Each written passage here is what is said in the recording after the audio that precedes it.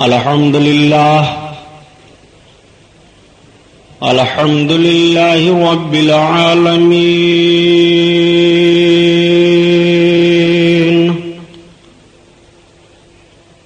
والصلاة والسلام على سيد المرسلين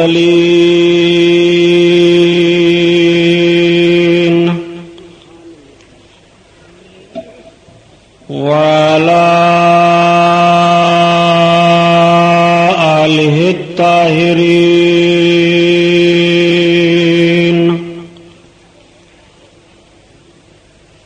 وأصحابه المطهرين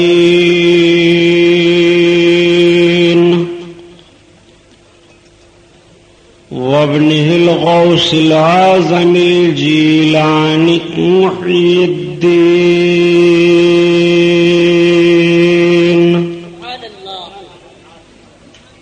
وأهل بيته أجمعين أما بعد فأعوذ بالله من الشيطان الرجيم بسم الله الرحمن الرحيم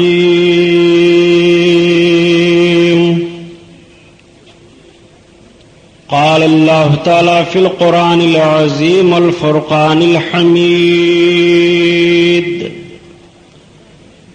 ألا إن أولياء الله لا خوف عليهم ولا هم يحزنون. لائق صد احترام علماء اہل سنت، قابل قدر سامعین حضرات، آئیے ہم اور آپ سب سے پہلے رسول گرامی وقار، محبوب پروردگار، دونوں عالم کے مالک و مختار حضور محمد الرسول اللہ صلی اللہ تعالی علیہ وسلم کے دربار پر انوار میں درود شریف کا نذرانہ پیش فرمائیں. پڑھیے بلند آواز سے. اللہم صلی علی سیدنا مولانا محمد بارک وسلم صلاۃ و سلام علیک یا رسول اللہ صلی اللہ تعالی تعالی علیہ وسلم. خیر و برکت کے لیے پورا مجمع اور درود شریف پڑھ لیجیے. اللہم صلی علی سیدنا و شفیعنا وقریبنا مولانا محمد بارک وسلم صلاۃ و سلام علیک یا رسول اللہ صلاۃ و سلام علیک یا رسول اللہ صلی اللہ تعالی علیہ وسلم. رب تعالیٰ نے قرآن عظیم میں ارشاد فرمایا، وہ قرآن جو رب نے اپنے محبوب پر نازل فرمایا، جس قرآن کی طرح کوئی کتاب نہیں اور جس قرآن کے کسی ایک نقطہ، کسی ایک زبر زیر پر کوئی شبہ کرنے کی گنجائش نہیں. وہ قرآن جو ھدی للناس ہے. رب تعالیٰ نے قرآن میں ارشاد فرمایا، الا ان اولیاء اللہ لا خوف علیہم ولا هم یحزنون. خبردار، بے شک اللہ کے دوستوں کو نہ کوئی خوف ہے اور نہ کوئی غم. اللہ قرآن عظیم میں اپنے دوستوں کے تعلق سے یہ بیان فرماتا ہے. اس کے دوست کون ہوتے ہیں؟ تو رب تعالیٰ آگے قرآن میں بیان فرما رہا ہے، الذین آمنوا وہ کانوا یتقون، جو ایمان لائے اور تقوی اختیار کیے، متقی ہوئے، پرہیزگار ہوئے، وہ اللہ کے دوست کہے جاتے ہیں. اللہ تعالیٰ نے اپنے دوستوں کے تعلق سے ارشاد فرمایا، خبردار، جو اللہ کا دوست ہے اسے کوئی خوف نہیں. اپنے بندوں کو خبردار کرتا ہے، اپنے بندوں کو آگاہ فرماتا ہے. بندو، ہمارے بندوں میں وہ ہمارے بندے جو ہمارے دوست ہیں، ہمارے قریب ہیں، ہمارے محبوب ہیں، ان کے لیے کوئی خوف نہیں ہے، ان کے لیے کوئی خطرہ نہیں ہے، ان کے لیے کوئی غم نہیں ہے. آئیے آپ اندازہ لگائیے اور دیکھیے. اللہ کے حبیب صلی اللہ تعالی علیہ وسلم نے ارشاد فرمایا، آقا فرماتے ہیں کہ جب اللہ کا کوئی بندہ نوافل کے ذریعہ سے اللہ کا قرب حاصل کر لیتا ہے नवाफिल आप गौर कीजिए, आका हदीस में नवाफिल का लफ्ज इरशाद फरमाते हैं। उलमा बैठे हुए हैं, इनसे आप पूछो, नवाफिल में सिर्फ नवाफिल नमाज ही नहीं है, बल्कि नवाफिल की बहुत सारी इबादतें हैं।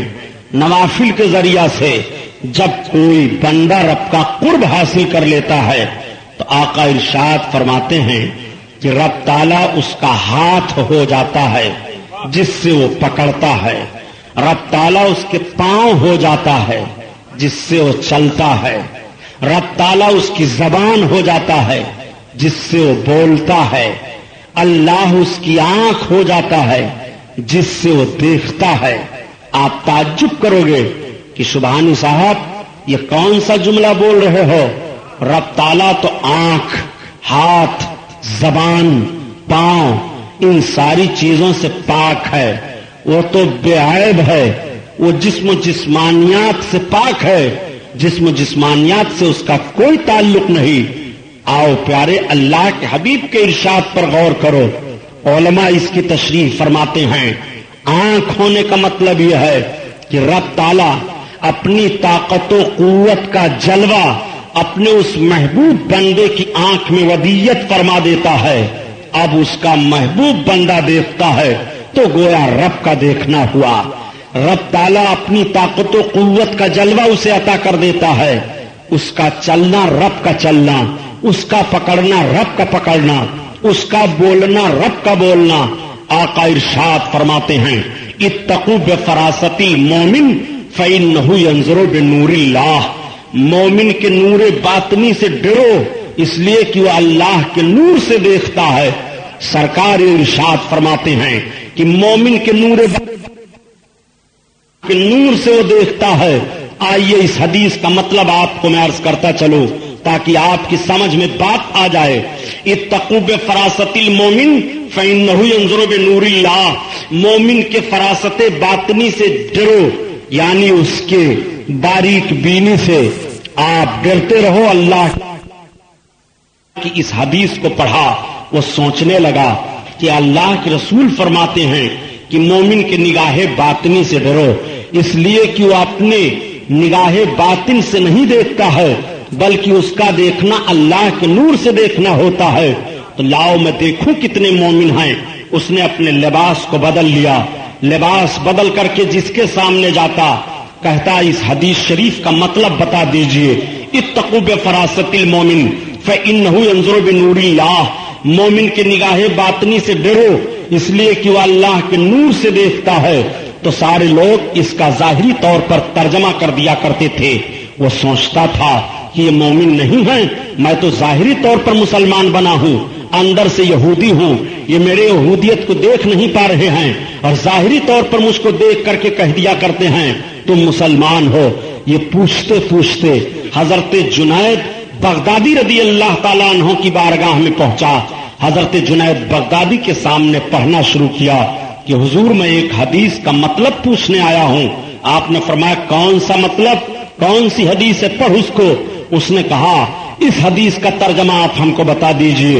इत्तकू बिफरासतिल मोमिन फइन्नहु यंजुरु बिनूरिल्लाह। मोमिन की निगाहें बातिनी से डरो, इसलिए कि वह अल्लाह के नूर से देखता है। तो हजरत जुनैद बगदादी फरमाते हैं कि तू जैसे अपना जाहिरी लिबास बनाए हुए है, ऐसे तू अंदर से भी कलमा पढ़ ले और अंदर से भी मुसलमान हो जा। उसने अर्ज किया, सरकार मैंने मान लिया, अब मैं कलमा पढ़ करके मुसलमान हो रहा हूं, लेकिन मैंने बहुत से लोगों से इस हदीस का मतलब पूछा था, लोग नहीं बता पाए। तो आप फरमाते हैं, सुन, जितने लोगों से तुमने सवाल किया उनमें बहुत अल्लाह के नेक बंदे थे जो तुझको जानते थे, तेरा राज जाहिर कर देते, लेकिन तेरा इस्लाम लाना मेरे हाथ पर मुकद्दर था, इसलिए तू यहां तक चल करके पहुंचा है। अब आप जरा गौर फरमाइए कि अल्लाह के वली की शान ये होती है, वो निगाहे बातनी से देखता है। جس چیز کو ہم نہیں دیکھتے اس چیز کو دیکھتا ہے. ہماری نگاہ تو ظاہری طور پر دیکھا کرتی ہے مگر اللہ کا نیک بندہ وہ باطنی طور پر دیکھتا ہے. ہم اپنے دل میں سوچیں اس کو بھی وہ دیکھ لیتا ہے. اپنے خیال میں کوئی بات لائیں وہ بھی اس پر منکشف ہو جاتی ہیں. وہ لوح محفوظ پر نگاہ اٹھائے اس کو بھی دیکھتا ہے. وہ تحت الثری تک نگاہ ڈالے اس کو بھی وہ دیکھتا ہے. آپ تعجب کرو گے آخر ہماری بھی آنکھیں ہیں اور اس کی بھی آنکھیں ہیں. وہ بھی کھاتا پیتا ہے, میں بھی چلتا پھرتا ہوں. ہماری اور آپ کی اس کی نگاہ میں فرق کیا ہے؟ تو پیارے دوست فرق یہی ہے کہ اس نے رب کا قرب حاصل کر لیا ہے. اور جب اللہ کا بندہ رب کا قرب حاصل کرتا ہے, اس کا دوست ہو جاتا ہے, تو اس کے دل کی ایک عجیب کیفیت ہو جاتی ہے. اس کا دل صاف و شفاف آئینہ ہو جاتا ہے اور اس کے دل پر عرفان کی بارش ہوتی ہے. اور جب عرفان کی بارش ہوتی ہے تو اس عرفان کے تعلق سے اس کی نگاہ روشن ہو جاتی ہے.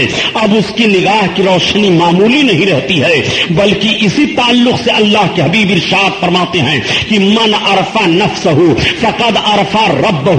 جس نے اپنے آپ کو پہچان لیا اس نے اپنے رب کو پہچان لیا.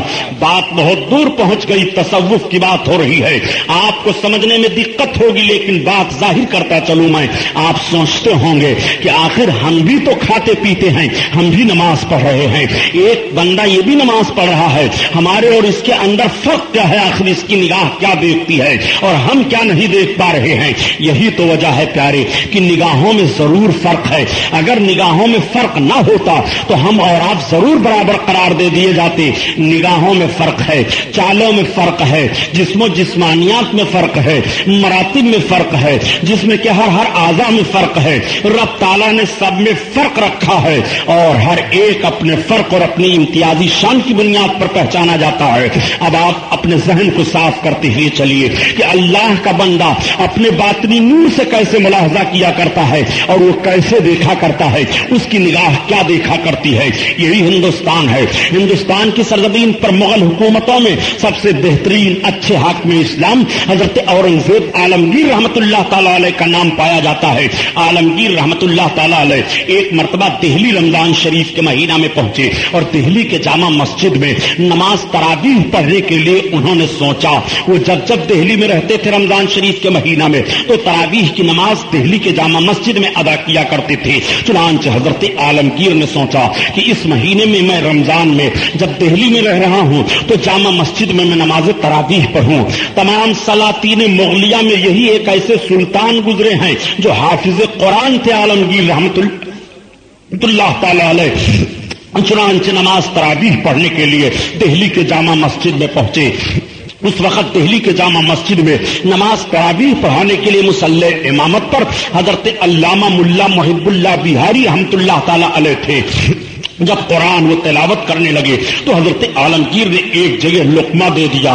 ملا محب اللہ بہاری آگے پڑھتے چلے گئے. جب نماز ختم ہوئی تو حضرت عالمگیر نے فرمایا کہ میں نے یہاں لقمہ دیا تھا, آیت اس طرح سے ہے. ملا محب اللہ بہاری نے کہا جس طرح میں تلاوت کرتا ہوں آیت اس طرح سے ہے. چنانچہ دونوں بزرگوں میں بات بڑھ گئی. قرآن منگایا گیا اور قرآن کا ایک نسخہ کھولا گیا تو حضرت ملا محب اللہ بہاری جس طرح سے آیت کریمہ تلاوت کر رہے تھے آیت اس طرح سے ہے. پھر دوسرا نسخہ منگایا گیا تو ملا محب اللہ بہاری ہی کی تائید میں آیت دیکھ رہے ہیں. پھر تیسرا نسخہ قرآن کا منگایا گیا, اس میں بھی آیت کریمہ اسی طرح سے تحریر ہے جس طرح سے ملا محب اللہ بہاری تلاوت فرما رہے تھے.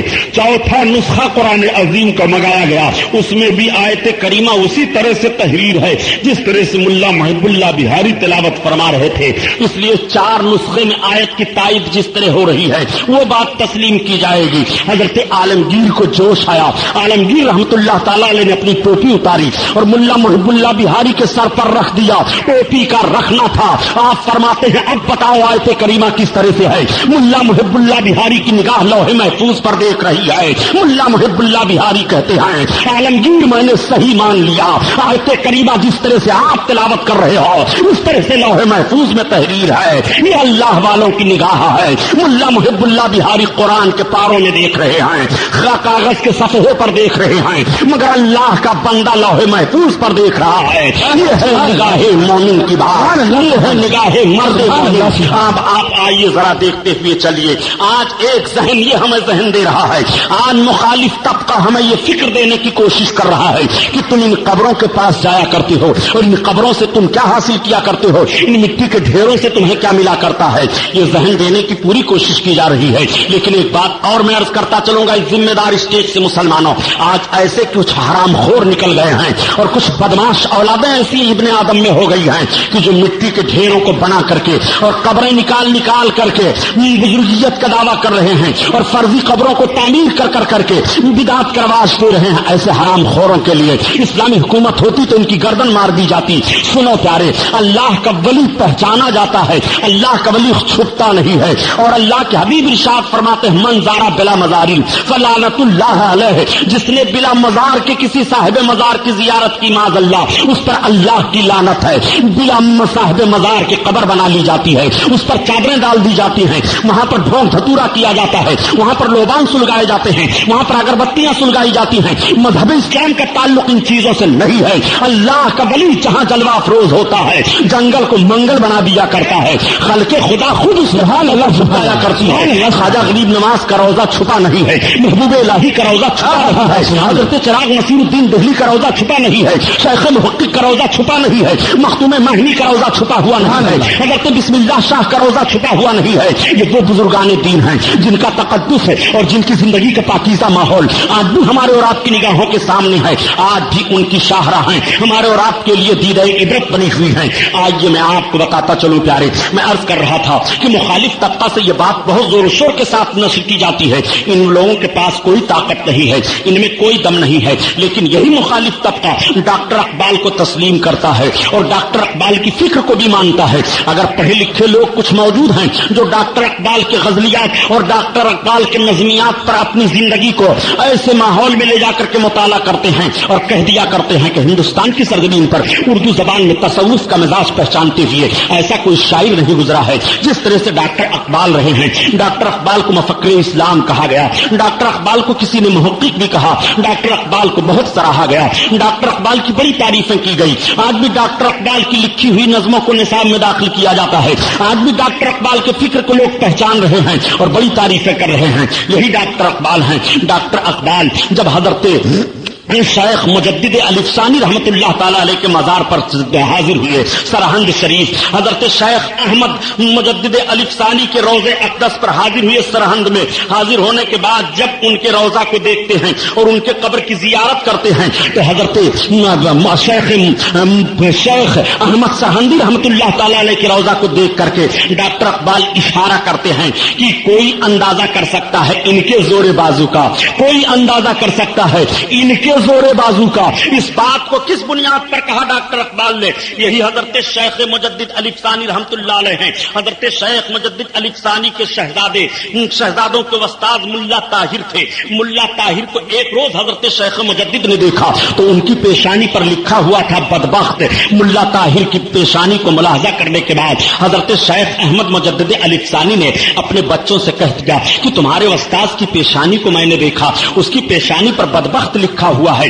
بچوں نے جا کر کے اپنے استاد سے بتا دیا کہ ابا حضور آج ایسے کہہ رہے تھے. ملا طاہر بہت ہی معتقد تھے مجدد الف ثانی کے، آئے اور قدموں پر گر پڑتے ہیں اور عرض کرتے ہیں کہ حضور آپ ایسا کیجئے، سرکار میرے لیے دعا فرما دیجئے، حضور آپ کی نگاہ باطنی نے دیکھ لیا ہے، میری بدبختی کے تعلق سے آپ دعا فرمائیں. چونکہ حضرت شیخ مجدد کی دعا بڑی مقبول تھی کہ مستجاب الدعوات یہ ہیں اور ان کی دعائیں قبول ہو جایا کرتی ہیں. حضرت شیخ مجدد الف ثانی نے دعا کرنی شروع کی، الہ العالمین ملا طاہر کی بدبختی کو نیک بختی میں بدل دے، مولا ملا طاہر کی بدبختی کو نیک بختی میں بدل دے. چنانچہ آپ دعا فرماتے جا رہے ہیں اور ملا طاہر کی پیشانی پڑھتے جا رہے ہیں مگر پیشانی کی تحریر نہیں بدلی. حضرت مجدد الف ثانی رحمت اللہ تعالی علیہ نے آخر میں رب تعالیٰ کی بارگاہ میں عرض کیا، مولا میں تیری بارگاہ میں تیرے مقبول بندے حضور غوث آدم پیر پیرا میر میرا شاہ جیلا شیخ سیدنا محی الدین عبد القادر جیلانی بغدادی کا واسطہ پیش کر رہا ہوں میرے اللہ،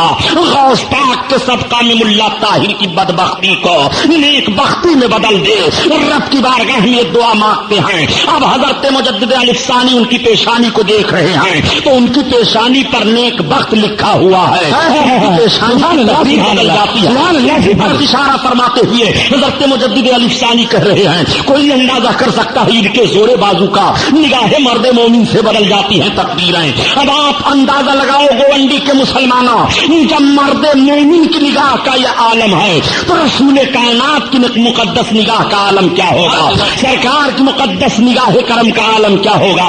جب اس پار کا یہ عالم ہے اس پار کا عالم کیا ہوگا؟ سبحان اللہ سبحان اللہ، نعرہ تکبیر، نعرہ رسالت، نعرہ رسالت، حضرت علامہ غلام محی صاحب سبحانی، نعرہ تکبیر، نعرہ رسالت، سبحان اللہ۔ آپ ذرا اندازہ لگائیے، نگاہ مرد مومن سے بدل جاتی ہیں تقدیریں، کوئی اندازہ کر سکتا ہے ان کے زور بازو کا؟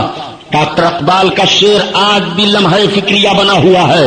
ڈاکٹر اقبال کے شعر کو پڑھنے کے بعد آپ اندازہ لگاؤ، نگاہ مرد مومن سے بدل جاتی ہیں تقدیریں، مرد مومن کی نگاہ اللہ اکبر۔ اسی لیے تو بیکل بلرام پوری نے کہا جب ان کے گادا بھر دیتے ہیں شاہان زمانہ کی جھولی، محتاج کا جب یہ عالم ہے مختار کا عالم کیا ہوگا،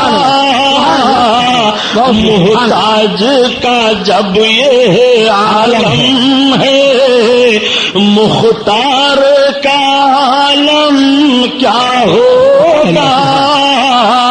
اور ایک بات اور عرض کرتا چلوں پیاری، گویا ڈاکٹر اقبال کا یہ عقیدہ ہے مرد مومن کی نگاہ سے تقدیر بدل جاتی ہے۔ تقدیر کی 3 قسمیں ہیں، 2 قسموں کی تقدیروں کا معاملہ یہ ہے کہ اللہ والوں کی دعاؤں سے ٹل جایا کرتی ہیں، اور ایک تقدیر کی قسم ہے کہ جس کو پھر مقدر کر دیا گیا اس پر کوئی بحث نہیں ہو سکتی ہے۔ مثلا کسی کی روزی کم ہے، اللہ کا ولی دعا کر دے روزی بڑھ جائے، کوئی صاحب اولاد نہیں ہے، اللہ کا ولی دعا کر دے اولاد والا ہو جائے، کوئی بیمار ہے، اللہ والا دعا کر دے وہ اچھا ہو جائے۔ تو ان ساری چیزوں کا تعلق اس تقدیر سے ہے جو تقدیر اللہ کے ولی کی دعا سے ٹل جایا کرتی ہے اور اس کا کام بن جایا کرتا ہے۔ نگاہ مرد مومن سے بدل جاتی ہیں تقدیریں، جو ہو ذوق ایما پیدا تو کٹ جاتی ہیں زنجیریں، نہ پوچھ ان فرقہ پوشوں کی، ارادت ہو تو دیکھ ان کو یہ دو بیضا لیے بیٹھے ہیں اپنی آس کی۔ اللہ کا ولی اپنی نگاہ سے کیا دیکھتا ہے آپ قربان جاؤ۔ حضرت مولانا روم رحمت اللہ تعالی علیہ اپنے وقت کے بہت بڑے عالم گزرے ہیں اور اپنے وقت کے بہت بڑے مجدد ہیں۔ حضرت مولانا روم کی مثنوی آج بھی بہت مشہور و معروف ہے۔ مثنوی شریف بڑے دھوم دھام سے اہل علم میں مقبول ہے اور اہل علم میں مشہور ہے، لوگ بڑے ذوق و شوق کے ساتھ مثنوی شریف کو پڑھا کرتے ہیں۔ مولانا روم رحمت اللہ تعالی علیہ ایک مرتبہ اپنی درسگاہ میں بیٹھے ہوئے ہیں، آپ کے تمام شاگرد بیٹھے ہیں، قیل و قال کی بات ہو رہی ہے، بحث و تمہیس میں لوگ لگے ہوئے ہیں، کتابیں سامنے رکھی ہوئی ہیں۔ ایک اللہ کا بندہ پہنچ گیا اور پہنچنے کے بعد اس نے کہا یا مولانا یہ چیز اے مولانا صاحب یہ کیا ہے؟ تب تک حضرت مولانا روم بول پڑے بابا باہر نکلو، یہ قالست تم نمی دانی، باہر چلے جاؤ، یہ سب قال ہے تم نہیں جانتے ہو، یہ سب علمی معاملہ ہے، تمہیں اس کے لیے کوئی علم نہیں ہے۔ اللہ کا مستانہ ایک نگاہ ڈال دیتا ہے کہ لائبریری میں آگ لگ جاتی ہے اور درسگاہ میں بیٹھے بیٹھے وہ لوگ دیکھ کیا رہے ہیں، کتابیں چل رہی ہیں، کتابوں کو بجھانے لگے، ہاتھ چل رہے ہیں، ادھر کتاب اٹھا کر رکھ رہے ہیں، ادھر کتاب اٹھا کر رکھ رہے ہیں، ایک عجیب بھاگم دوڑ ہو جاتی ہے، لوگ پریشان ہو گئے۔ مولانا روم رحمت اللہ تعالی علیہ فرماتے ہیں یا درویش یہ چیز یہ کیا ہے؟ اے فقیر یہ سب معاملہ کیا ہے؟ فقیر نے کہا بابا قالست من نمی دانم، یہ حالست تو نمی دانی، وہ تو قال ہے جس کو میں نہیں جانتا ہوں اور یہ حال ہے جس کو تو نہیں جانتا ہے، اتنا کہنا رہا کہ مولانا روم بول پڑے کہ مولوی ہرگز نہ شد مولا روم اور تا غلام شمس تب ریز نشو مولانا روم اس وقت تک مولوی نہیں ہوئے جب تک شمس تبریز کے غلام نہیں بن گئے. یہ اللہ کا مقدس بندہ شمس تبریز کہلاتا ہے. اس کی نگاہ کا عالم یہ ہے یہ قالست تو نمیدانی حالست من نمیدانم. یہ قال ہے تم نہیں جانتے ہو، وہ حال ہے جس کو میں نہیں جانتا ہوں. آؤ ذرا دیکھو اللہ کے ولیوں کو دیکھو. سارے اللہ کے ولیوں کے سردار غوث اعظم ہیں، سارے ولیوں کے تاجدار غوث اعظم ہیں، سارے ولیوں میں سب سے بڑے غوث اعظم ہیں. آج بھی غوث اعظم کا فیض و کرم جاری ہے اور کل بھی غوث اعظم کا فیض و کرم جاری تھا اور قیامت تک غوث اعظم کا فیض و کرم جاری رہے گا. اسی لیے تو اعلی حضرت عظیم البرکت فرماتے ہیں کہ جو ولی قبل ہوئے بعد ہوئے یا ہوں گے. کہنے سبحان اللہ سبحان اللہ. جو ولی قبل ہوئے بعد ہوئے یا ہوں گے سب ادب رکھتے ہیں دل میں میرے آقا تیرا. اللہ اکبر. جو ولی پہلے ہوئے یا جو بعد میں ہوں گے یا جتنے ہوئے ہیں سارے لوگ اپنے دل میں غوث اعظم کا احترام رکھ رہے ہیں. ایک بات اور عرض کرتا چلوں حضرت. آج سرکار حضور مفتی اعظم ہند کے اس شعر پر میری نگاہ پڑی. سرکار مفتی اعظم ہند سرکار غوث اعظم کی بارگاہ میں عرض کرتے ہیں یہ دل یہ جگر ہے، یہ آنکھیں یہ سر ہے. یہ دل یہ جگر ہے، یہ آنکھیں یہ سر ہے، جہاں چاہو رکھو قدم. آپ ذرا اس شعر کو پڑھیے مفتی اعظم ہند رحمت اللہ تعالی علیہ کو. واقعی یہ شعر سرکار مفتی اعظم ہند کی ولایت پر دلالت کر رہا ہے. اعلیٰ حضرت عظیم البرکت فرماتے ہیں جو ولی قبل ہوئے بعد ہوئے یا ہوں گے، یعنی جو پہلے ولی ہوئے یا جو بعد میں ولی ہوئے یا جو بعد میں ولی ہوں گے سرکار غوث اعظم کا ادب و احترام سب دل میں رکھ رہے ہیں. یہی وجہ ہے کہ جب سرکار غوث اعظم نے ارشاد فرمایا تھا کہ یہ میرا قدم ہر اللہ کے ولی کی گردن پر ہے تو جو اولیاء کرام پہلے ہو گئے تھے انہوں نے بھی اپنی گردنوں کو جھکا دیا تھا اور جو اولیاء کرام موجود تھے ان سبوں نے بھی اپنی گردنوں کو جھکا دیا تھا اور جو قیامت تک ہونے والے تھے عالم ارواح نے انہوں نے بھی اپنی گردنوں کو جھکا دیا تھا. یہ سرکار مفتی اعظم ہند ہے. یہ دل ہے، یہ جگر ہے، یہ سر آنکھیں ہیں، یہ سر ہے، جہاں چاہو رکھو قدم غوث اعظم. جو ولی قبل ہوئے بعد ہوئے یا ہوئے سب دل میں ادب رکھتے ہیں میرے آقا تیرا. یہ سرکار غوث اعظم پیرے پیرا میرے میرا ہیں. غوث وہ ہوتا ہے جو ٹوٹے ہوئے دلوں کو جوڑ دیتا ہے. غوث وہ ہوتا ہے جو اللہ کے حکم سے مردوں کو زندہ کر دیتا ہے. غوث وہ ہوتا ہے جو اللہ کے حکم سے دلوں میں روشنی پیدا کر دیتا ہے. غوث وہ ہوتا ہے جو بے سہاروں کو سہارا دے دیا کرتا ہے. غوث وہ ہوتا ہے کہ غوث کا نام لیوا رسوا نہیں ہوتا ہے. غوث وہ ہوتا ہے کہ غوث کا نام لیوا بے چین نہیں ہوتا ہے. غوث اعظم وہ ہوتا ہے کہ اس غوث کا نام لیتے رہو تو ذلت و رسوائی سے دور رہو گے. غوث اعظم اللہ کے محبوب ہیں. غوث اعظم تو وہ غوث اعظم ہیں اللہ اکبر جن کی زندگی کا ایک ایک شوشہ اور گوشہ مشعل ہدایت ہے. غوث اعظم وہ غوث اعظم ہیں کہ زندگی کا ایک ایک ماحول دیکھا جائے تو ایمان کے لیے جلا ہے، ایمان کے لیے روشنی ہے. سرکار غوث اعظم کو دیکھنا چاہتے ہو تو میں آپ کو لمحہ فکریہ دیتا ہوا چلوں. یہ میرے گھر کی کتاب نہیں ہے بلکہ مخالف جماعت کے بہت بڑے عالم کی کتاب ہے جس کو کہتے ہیں الافاضات الیومیہ. الافاضات الیومیہ مولوی اشرف علی تھانوی کی کتاب ہے. الافاضات الیومیہ میں ایک واقعہ لکھا ہوا ہے کہ سرکار غوث اعظم کا ایک کپڑا دھونے والا دھوبی تھا جو آپ کے کپڑے کو دھلا کرتا تھا. چنانچہ جب وہ انتقال کر گیا اور اسے قبر میں رکھا گیا اللہ کے فرشتے آئے جب اس سے سوال کرتے ہیں من رب کا تیرا رب کون ہے تو وہ جواب دیتا ہے میں غوث پاک کا دھوبی ہوں. تیرا دین کیا ہے تو پھر وہ جواب دیتا ہے میں غوث پاک کا دھوبی ہوں.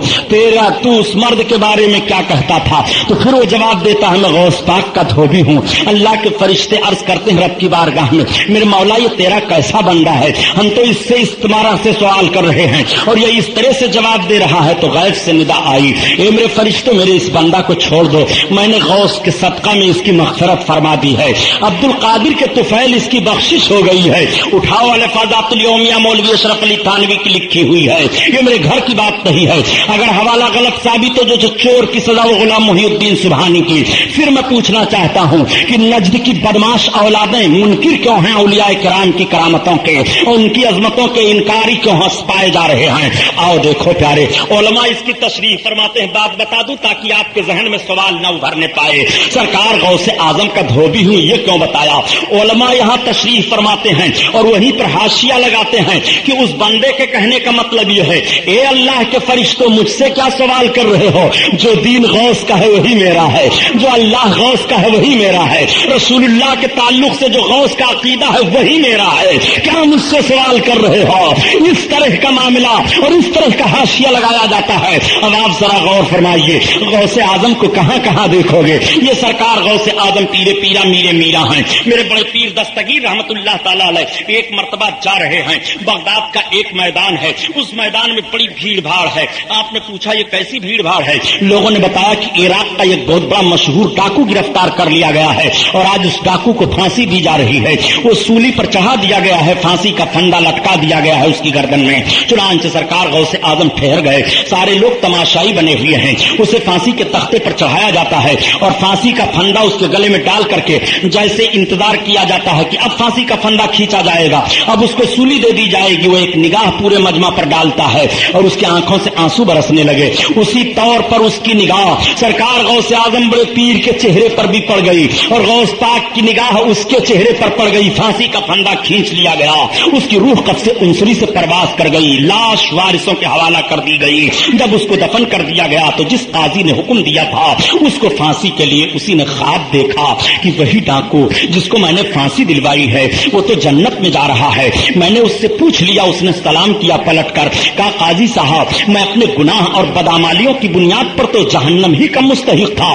مگر اللہ کی رحمت کام کر گئی۔ معاملہ یہ ہوا کہ جب مجھے پھانسی دیا جا رہا تھا تو اسی مجمع میں نے نگاہ دوڑائی، بڑے پیر سیدنا غوث اعظم ادھر سے جا رہے تھے، ان کے چہرے پر میری نگاہ پڑ گئی۔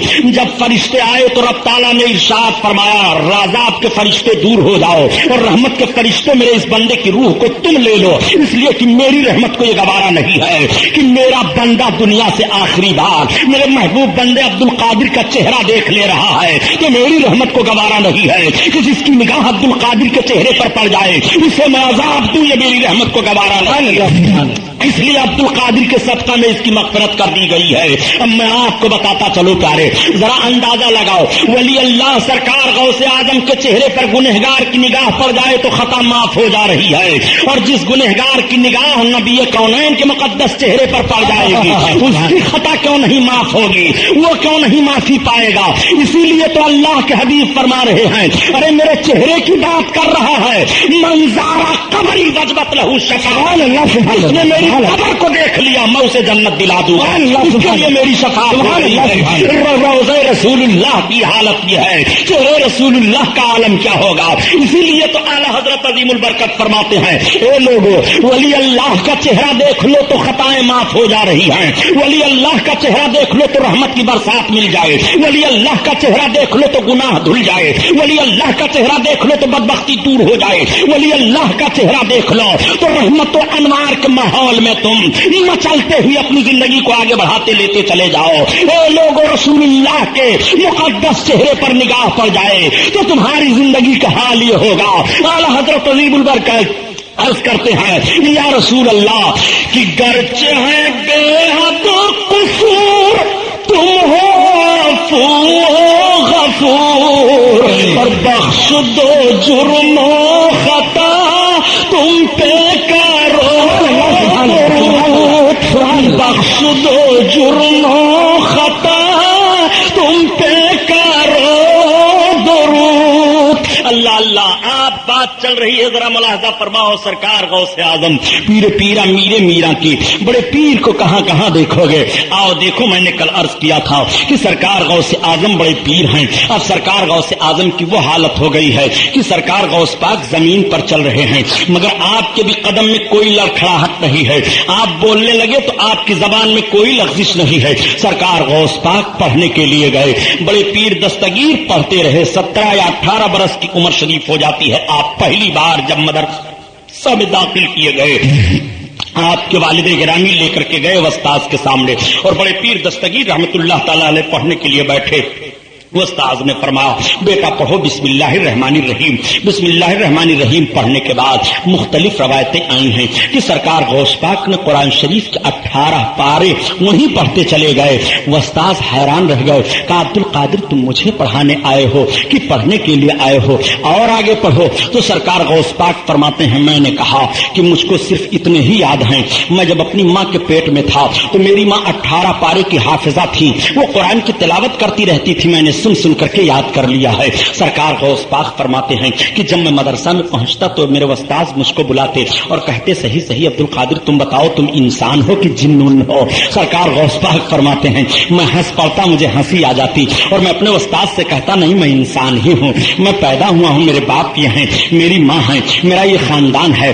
ایک روز سرکار غوث پاک فرماتے ہیں کہ میں اپنے مدرسے میں جیسے ہی گیا تب تک غیب سے ایک آواز آتی ہے اے بچوں اللہ کے ولی کے لیے راستہ خالی کر دو جگہ دے دو. آواز تو سنائی دیتی تھی لیکن آواز دینے والا دکھائی نہیں دیتا تھا. میرے لیے جگہ خالی کر دی جاتی تھی. تب میں نے جان لیا کہ میں اللہ کا ولی ہوں. سرکار غوث پاک فرماتے ہیں میں مدرسے سے چلا آ رہا تھا کہ ایک گائے جا رہی تھی بچے بھی جا رہے تھے. بچپن کے کھیل کود کا ماحول ہوتا ہے. سرکار بڑے پیر فرماتے ہیں کہ بچے کھیل کود رہے تھے. میرا بھی ذوق بڑھا. میں آگے بڑھ کر کے اس گائے کے دم کو پکڑ لیا. جیسے گائے کے دم کو پکڑا تب تک گائے گھوم پڑی اور اس نے میرا نام لے کر کے جیسے کوئی انسان بولتا ہے ایسے بولنے لگی. کہا اے عبد القادر تم کو اس کے لیے پیدا نہیں کیا گیا ہے. سرکار غوث پاک کہتے ہیں اس گائے سے انسان کی طرح سے اس طرح آواز سن کر کے میں کچھ خشیت محسوس کیا اپنے اوپر کچھ خوف محسوس کیا اور بھاگتا ہوا اپنی ماں کے پاس آیا اور ماں کی گود میں بیٹھ گیا. ماں نے مجھ کو گھبراتے ہوئے دیکھا. پوچھا بیٹا عبد القادر کیا بات ہے؟ تو میں نے ماں سے سارا واقعہ بیان فرما دیا. ماں نے میری پیشانی کو چوم لیا اور دعائیں دینے لگی. یہ سرکار پیر پیر میرے میرا غوث اعظم ہیں کہ بچپن میں ان کے لیے آواز آ رہی ہے عبد القادر تمہیں کھیلنے کے لیے نہیں پیدا کیا گیا ہے. اے اللہ کے نیک بندو اے بچوں اللہ کے ولی کے لیے راستہ دے دو. جب یہ مکتب میں جا رہے ہیں تو آواز آ رہی ہے. سرکار غوث اعظم بڑے پیر دستگیر فرماتے ہیں میں جدھر سے جاتا لوگ مجھ کو دیکھتے تو دیکھتے رہ جایا کرتے تھے. عمر کا حصہ اس طرح سے گزرتا چلا جا رہا ہے. والد گرامی کا انتقال ہو گیا. 17 یا 18 برس کی عمر سرکار غوث پاک کی ہو گئی. ماں کی خدمت کر رہے ہیں سرکار غوث پاک. ایک روز آپ نے اپنے دل میں سوچا کہ میں نے سنا تھا کہ مجھ کو ایک جانور نے کہا تھا عبد القادر تم کو اس کے لیے نہیں پیدا کیا گیا ہے لہذا مجھے خدمت دین کے لیے پیدا کیا گیا ہے اور خدمت دین بلا علم دین حاصل کیے ہوئے ٹھیک طور سے کوئی کر نہیں سکتا ہے. اس لیے مجھے علم دین حاصل کرنا چاہیے. اپنے ماں کے پاس آئے اور ماں کے پاس آنے کے بعد عرض کرتے ہیں امی. ماں نے کہا ہاں بیٹا. آپ عرض کرتے امی جان میری طبیعت یہ چاہتی ہے کہ میں علم دین حاصل کر لوں اس لیے مجھے آپ پڑھنے کی اجازت دے دیں. ماں نے فرمایا بیٹا اگر علم دین حاصل کرنا چاہتے ہو تو تمہیں پڑھنے کے لیے میری طرف سے اجازت ہے. سرکار غوث اعظم اب سوچنے لگے میں کہاں علم دین حاصل کرنے جاؤں. اس وقت بغداد اور نیشاپور یہ دو ایسے شہر تھے جو علم دین کے مرکز مانے جاتے تھے لیکن ان دونوں شہروں میں سب سے عظیم شہر اور علمی ماحول سے بغداد کی سرزمین ہے. سرکار غوث اعظم نے ارادہ فرما لیا کہ مجھے بغداد جانا ہے اور بغداد میں جا کر کے علم دین حاصل کرنا ہے. آج میں ان لوگوں سے پوچھنا چاہتا ہوں جو بغیر علم دین کے دعویٰ کرتے ہیں کہ میں اللہ کا ولی ہوں. ایسے لوگوں کو گردن کے مار دی جائے تلوار سے. تصوف کا دعویٰ یہ حرام خور کر رہے ہیں. انگوٹھیاں چند پہن لینے سے تصوف کی ہوا نہیں لگتی ہے. چھلے اور چوڑیاں پہننے سے تصوف کی ہوا نہیں لگتی ہے. زندگی بھر بدماشی کرتے رہو اور اس کے بعد بڑے بڑے بال رکھ کر کے بڑے بڑے بابا بن جاؤ اور کچھ ایجنٹوں کو فٹ کر لو اور کہہ دو ہم یہ کر ڈالتے ہیں ہم وہ کر ڈالتے ہیں. اور نماز تو دل میں پڑھنی چاہیے اور نماز پڑھنے سے کیا ہوتا ہے معاذ اللہ ابھی تک تو یہ خبیث گنہگار تھا، لیکن اب حالت بدل کر کے کافر ہو گیا۔ جو نماز کے تعلق سے اہانت کرے گا اس کا تعلق اسلام سے نہیں رہے گا۔ ولایت کی ہوا تمہیں نہیں لگ سکتی ہے اگر علم دین نہیں ہے۔ بغیر عالم دین ہوئے کوئی ولی ہو ہی نہیں سکتا ہے۔ علماء اہل سنت موجود ہیں، ان سے پوچھو۔ اب آپ سوال کرو گے مگر سبحانی صاحب بہت سارے ولیوں کی تاریخیں مل رہی ہیں کہ جنہوں نے مدرسے میں تعلیم نہیں حاصل کی ہے، جنہوں نے دستار نہیں لی ہے، جنہوں نے سند نہیں لی ہے، مگر انہیں اللہ کا ولی مانا جا رہا ہے۔ سن پیارے، اللہ تعالیٰ جب کسی اپنے بندے کو اپنا ولی بناتا ہے تو ولی بنانے سے پہلے اسے عالم دین بنا دیا جاتا ہے۔ وہ پہلے عالم دین بنتا ہے، اس کے بعد وہ ولی بنتا ہے۔ بغیر عالم دین بنے ہوئے وہ ولی ہو ہی نہیں سکتا ہے۔ ولایت کے لیے علم دین ضروری ہے۔ اسی لیے شیخ شادی رحمت اللہ تعالیٰ علیہ فرماتے ہیں کہ بغیر علم کے خدا کو نہیں پہچان سکتے ہو۔ اگر علم نہیں ہے تو تمہیں خدا کی شناخت نہیں ملے گی۔ اگر علم نہیں ہے تو تم خدا کو پہچان نہیں سکتے ہو۔ اگر علم نہیں ہے تم شریعت کے اصولوں سے واقف نہیں ہو سکتے ہو۔ اگر علم نہیں ہے تو حلال و حرام میں فرق نہیں محسوس کر سکتے ہو۔ اگر علم نہیں ہے تو منہیات سے، اور شریعت نے جن چیزوں کی اجازت دی ہے ان چیزوں کا علم تمہیں نہیں ہوگا، تمہیں ولایت کی ہوا کیسے لگے گی؟ آؤ ذرا دیکھو، سرکار غوث اعظم کے ذوق کو ملاحظہ فرماؤ۔ سرکار غوث اعظم کا ذوق بتا رہا ہے کہ تمہیں علم دین بڑھ کر کے حاصل کرنا چاہیے اور علم دین کے لیے ذوق اپنا بڑھانا چاہیے۔ سرکار غوث اعظم نے ماں سے اجازت لے لی ہے، ماں نے اجازت دے دی، بیٹا ٹھیک ہے ہم تمہیں اجازت دے رہی ہیں، جاؤ علم دین حاصل کرنے کے لیے۔ سرکار غوث اعظم نے دیکھا کہ ایک تجارتی قافلہ بغداد کی طرف جا رہا ہے۔ اسی تجارتی قافلہ کے ساتھ چلنے کے لیے بڑے پیر دستگیر تیار ہو گئے۔ واقعہ سنانا مقصد نہیں ہے، بلکہ جو بات ذہن و فکر میں اتار کر کے نتیجہ سامنے پیش کر کے آپ کے ایمان کو ایک ایسی روشنی دینا چاہتا ہوں کہ جس میں آپ ایک عجیب ذوق اور کیف محسوس کریں، اس پر غور فرمائیے۔ سرکار بڑے پیر دستگیر جب تیار ہو گئے تو میں نے فرمایا بیٹا عبد القادر ادھر آؤ۔ اپنے ماں کے پاس گئے، میں نے کہا یہ 40 دینار ہیں، لے لو، تمہارے باپ کے ترکے سے 80 دینار مجھے ملے ہیں، تو 40 تو تمہارے بھائی احمد کے لیے ہیں اور یہ 40 تمہارے لیے ہیں۔ آپ نے فرمایا امی جان اس کو محفوظ جگہ پر کر دیجئے۔ چنانچہ آپ کی صدری میں، آپ کے ایبا میں، آپ کی ماں نے ان 40 دینار کو رکھ کر کے ایک تھیلی بنا کر کے اس میں سل دیا۔ سرکار غوث اعظم نے اس کو زیبتن فرما لیا اور زیبتن کر کے اب اس تجارتی قافلہ کے ساتھ چلنے لگے۔ ماں کے قدم کا بوسہ لیا، ماں کو سلام کیا، ماں نے دعاؤں کی چھاؤں میں اپنے شہزادے کو رخصت کیا۔ وقت کا غوث علم دین حاصل کرنے کے لیے آبادی سے باہر نکل رہا ہے، اور جب آبادی سے باہر نکلنے لگے تو ماں نے کہا بیٹا عبد القادر ایک وصیت میں تم سے کرتی ہوں۔ ماں کون سی وصیت ہے؟ بیٹا ایک وصیت ہماری سنتے جاؤ۔ آپ فرماتے ہیں امی جان بتاؤ کون سی وصیت ہے؟ ماں نے اپنے بیٹے کی پیشانی کا بوسہ لیتے ہوئے کہا بیٹا عبد القادر کبھی جھوٹ نہ بولنا۔ ماں وصیت کر رہی ہیں بیٹا عبد القادر کبھی جھوٹ نہ بولنا۔ ذرا ماں کی نگاہ بھی ملاحظہ فرمائیے۔ آج کیا آپ بھی اپنے بچوں کو تاکید کرتے ہو کہ جھوٹ نہ بولنا؟ کیا آج بھی آپ مزاج دیتے ہو کہ جھوٹ نہ بولنا؟ خدا کی قسم اے مسلمانوں، جھوٹ گناہ کے جڑوں کی سب سے پہلی جڑ ہے اور جھوٹ تمام گناہوں کی ماں ہے۔ جھوٹ ایک ایسا گناہ ہے، ایک ایسا گناہ ہے کہ جب جھوٹ سماج میں رائج ہو جاتا ہے تو قوم کی زندگی تباہ و برباد ہو جاتی ہے۔ جب جھوٹا آدمی ہو جاتا ہے تو اس کی روزی کم ہو جاتی ہے۔ جب جھوٹا آدمی ہو جاتا ہے اس کے چہرے کی رونق بگڑ جاتی ہے۔ جب جھوٹ بولا کرتا ہے تو سماج میں انتشار پھیل جاتا ہے۔ جب وہ جھوٹ بولا کرتا ہے تو تجارت کی ترقیاں رک جایا کرتی ہیں۔ جب وہ جھوٹ بولتا ہے تو بارش روک دی جاتی ہے۔ جب وہ جھوٹ بولتا ہے تو امن و امان اٹھ جایا کرتا ہے۔ جب وہ جھوٹ بولتا ہے تو ماحول خراب ہو جایا کرتا ہے۔ مرد مومن جھوٹا نہیں ہوتا، اسی لیے اللہ کے رسول صلی اللہ علیہ وسلم کی بارگاہ میں صحابہ موجود تھے تو ایک مرتبہ صحابیوں نے عرض کیا تھا یا رسول اللہ کیا مومن بزدل ہو سکتا ہے؟ آقا نے فرمایا ہاں مومن بزدل ہو سکتا ہے۔ سرکار سے صحابہ نے پوچھا یا رسول اللہ کیا مومن بخیل بھی ہو سکتا ہے؟ آقا نے فرمایا ہاں مومن بخیل ہو سکتا ہے۔ آقا سے صحابہ نے عرض کیا یا رسول اللہ کیا مومن جھوٹا ہو سکتا ہے؟ آقا فرماتے ہیں لا، مومن جھوٹا نہیں ہو سکتا۔ وہ پھانسی کے پھندے پر چڑھ جائے گا جھوٹ نہیں بولے گا، تلوار کی چھاؤں میں زندگی گزار لے گا جھوٹ نہیں بولے گا، پھانسی کا پھندا چوم لے گا جھوٹ نہیں بولے گا، فاقے سے زندگی گزار لے گا جھوٹ نہیں بولے گا، جیل کی ہتکڑی پہن لے گا جھوٹ نہیں بولے گا، جیل کی سلاخوں میں زندگی گزارنے کے وہ اپنے ایام طے کر لے گا مگر وہ جھوٹ نہیں بولے گا۔ اے مسلمان نبی کے فرمان پر غور کر لے، نبی کونین ارشاد فرما رہے ہیں مرد مومن جھوٹ نہیں بولتا ہے۔ اگر تمہاری زبان سے جھوٹ نکل جائے تو تم اپنے آپ کو اس حدیث کی روشنی میں فیصلہ لے لو، تم مومن ہو کہ نہیں، تمہارا ایمان سلامت رہ گیا کہ نہیں۔ آج کس بے باکی سے لوگ جھوٹ بول دیا کرتے ہیں اور کس طرح سے ہنسی مذاق میں جھوٹ کہہ دیا کرتے ہیں اور کہتے ہیں تو میں نے مذاق کے طور پر کہہ دیا تھا۔ اگر جان بوجھ کر کے یہ جملہ کہہ رہے ہو تو کفر ہے، اور لا علمی میں کہہ رہے ہو تو حرام ہے. نادان رب کے محبوب ارشاد فرماتے ہیں کہ جھوٹے کی روزی کم کر دی جاتی ہے اور تیرا عقیدہ بن رہا ہے کہ معاذ اللہ ہماری تجارت جھوٹ سے چل رہی ہے. یہ عقیدہ شیطانی عقیدہ ہے, یہ جملہ شیطانی جملہ ہے. خبردار اپنی زبان پر کبھی بھی یہ جملہ نہ لانا کہ مولانا اس دور میں اگر جھوٹ نہ بولوں تو روزی نہیں چلے گی, اس دور میں جھوٹ نہ بولوں تو کھانے بغیر مر جاؤں گا. لا حول ولا قوت الا باللہ. لعنت اللہ علی الکاذبین, جھوٹوں پر اللہ کی لعنت ہو. تمہارا عقیدہ ہے کہ جھوٹ سے روزی مل رہی ہے. رب تعالی ارشاد فرماتا ہے کہ سچائی میں برکت ہے اور سچ ہی ہر جگہ کامیاب و کامراں ہے. اس لیے مسلمان رزاق پروردگار عالم ہے. جھوٹ بولنے سے روزی کم ہو جایا کرتی ہے. ہاں, تجارت کے لین دین کو لوگوں نے بگاڑ دیا ہے. آج کس طرح سے ماحول خراب کر دیا گیا ہے اور کس طرح سے جھوٹ کے ماحول میں لوگ اپنے آپ کو بچ نہیں پا رہے ہیں اور اپنے ایمان و عقیدہ کو خراب کر رہے ہیں. اس لیے خبردار, کبھی بھی اپنی زبان پر جھوٹ نہ آنے دیجیے گا. آپ سچ بن تو جائیے, دیکھیے سچائی میں کتنی برکت ہوتی ہے اور سچا آدمی کہیں رسوا نہیں ہوتا. پیارے, آپ ذرا سرکار غوث اعظم کی ماں کی وصیت دیکھیے. ماں فرماتی ہیں, بیٹا عبد القادر کبھی جھوٹ نہ بولنا. عرض کرتے ہیں, امی جھوٹ نہیں بولوں گا, میں وعدہ کر رہا ہوں. سرکار غوث پاک اپنی ماں سے وعدہ کر رہے ہیں. تجارتی قافلہ کے ساتھ چلے جا رہے ہیں. تجارتی قافلہ بغداد کی طرف چلا جا رہا ہے.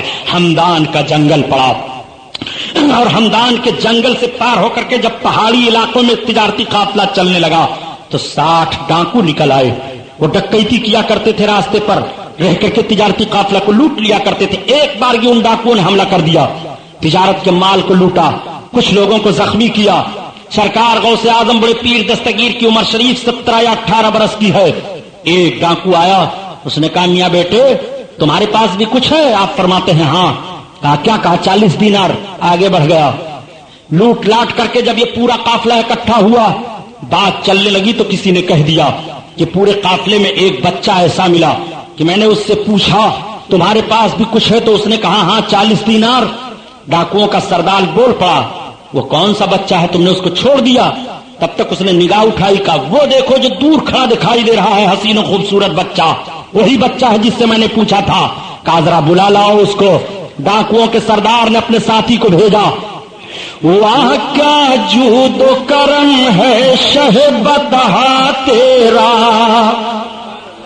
واہ کیا مرتبہ غوث ہے بالا تیرا, واہ کیا مرتبہ غوث ہے بالا تیرا, اونچے اونچوں کے سروں سے قدم آلا تیرا. اے اللہ تو قادر مطلق ہے, اپنے محبوب بندے سرکار غوث اعظم بڑے پیر دستگیر کے صدقہ میں تھوڑی دیر کے لیے بارش کو موقوف فرما دے. مولا تو رحیم ہے, کریم ہے. الہ العالمین تو قادر مطلق ہے. تیرے محبوب کا واسطہ تیری بارگاہ میں پیش کیا جا رہا ہے. مدینہ کے تاجدار کا اے اللہ تھوڑی دیر کے لیے بارش کو موقوف فرما دے. یہی سرکار غوث اعظم ہیں. بڑے پیر دستگیر غوث اعظم تقریر فرما رہے تھے اپنی خانقاہ میں. 70,000 کا مجمع تھا. بارش آ گئی. سرکار غوث اعظم رب کی بارگاہ میں عرض گزار ہوئے, میرے مولا میں تیرے ذکر کے لیے تیرے بندوں کو اکٹھا کر رہا ہوں اور الہ العالمین تو بکھیر رہا ہے. مولا نے اپنے محبوب بندے عبد القادر کی دعا کو قبول فرما لیا.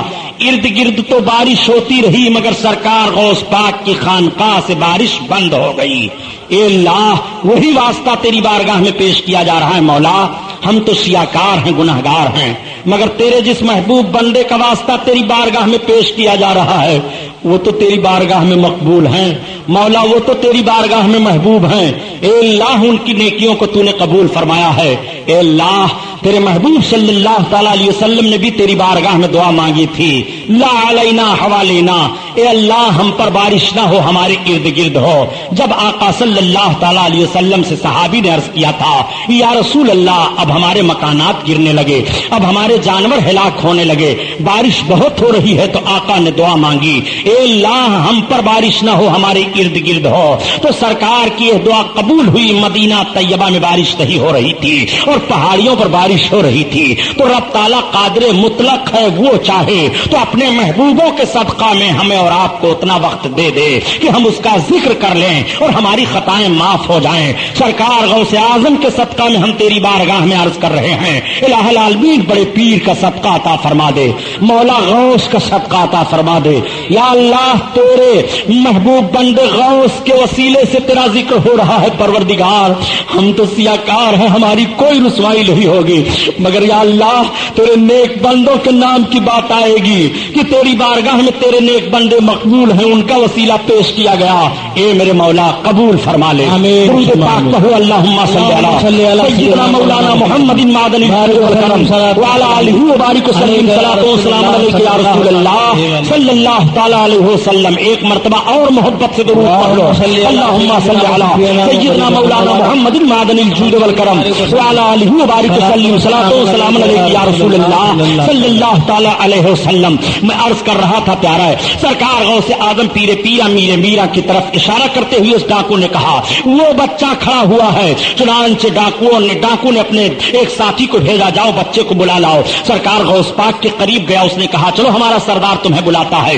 بڑے پیر دستگیر سامنے آئے، اس نے سرکار غوث پاک کا چہرہ دیکھا، بڑا حسین و جمیل چہرہ ہے، بڑا اچھا چہرہ دکھائی دے رہا ہے۔ کہا بیٹا تمہارے پاس کچھ ہے؟ آپ نے فرمایا ہاں میرے پاس 40 دینار ہیں۔ کہاں ہے 40 دینار؟ آپ نے فرمایا میری ایبا میں ہیں۔ کہا ایبا کو اتارو۔ چنانچہ آپ نے اپنی صدری کو اتار دیا اور صدری کے سیون کو توڑا گیا تو اس میں سے 40 دینار زمین پر گر پڑے۔ ڈاکو نے پوچھا، کہا لوگ تو چوروں سے اپنے مال کو چھپایا کرتے ہیں، بیٹا تم نے اپنے مال کو کیوں نہیں چھپا لیا؟ اگر تم چھپاتے تو تمہارا مال بچ جاتا۔ تو آپ فرماتے ہیں کہ میری ماں نے جب مجھے رخصت کیا تھا تو وصیت کی تھی کہ عبد القادر کبھی جھوٹ نہ بولنا، اگر میں کہہ دیتا میرے پاس مال نہیں ہے تو جھوٹ ہو جاتا۔ میں نے اپنے ماں سے وعدہ کیا تھا۔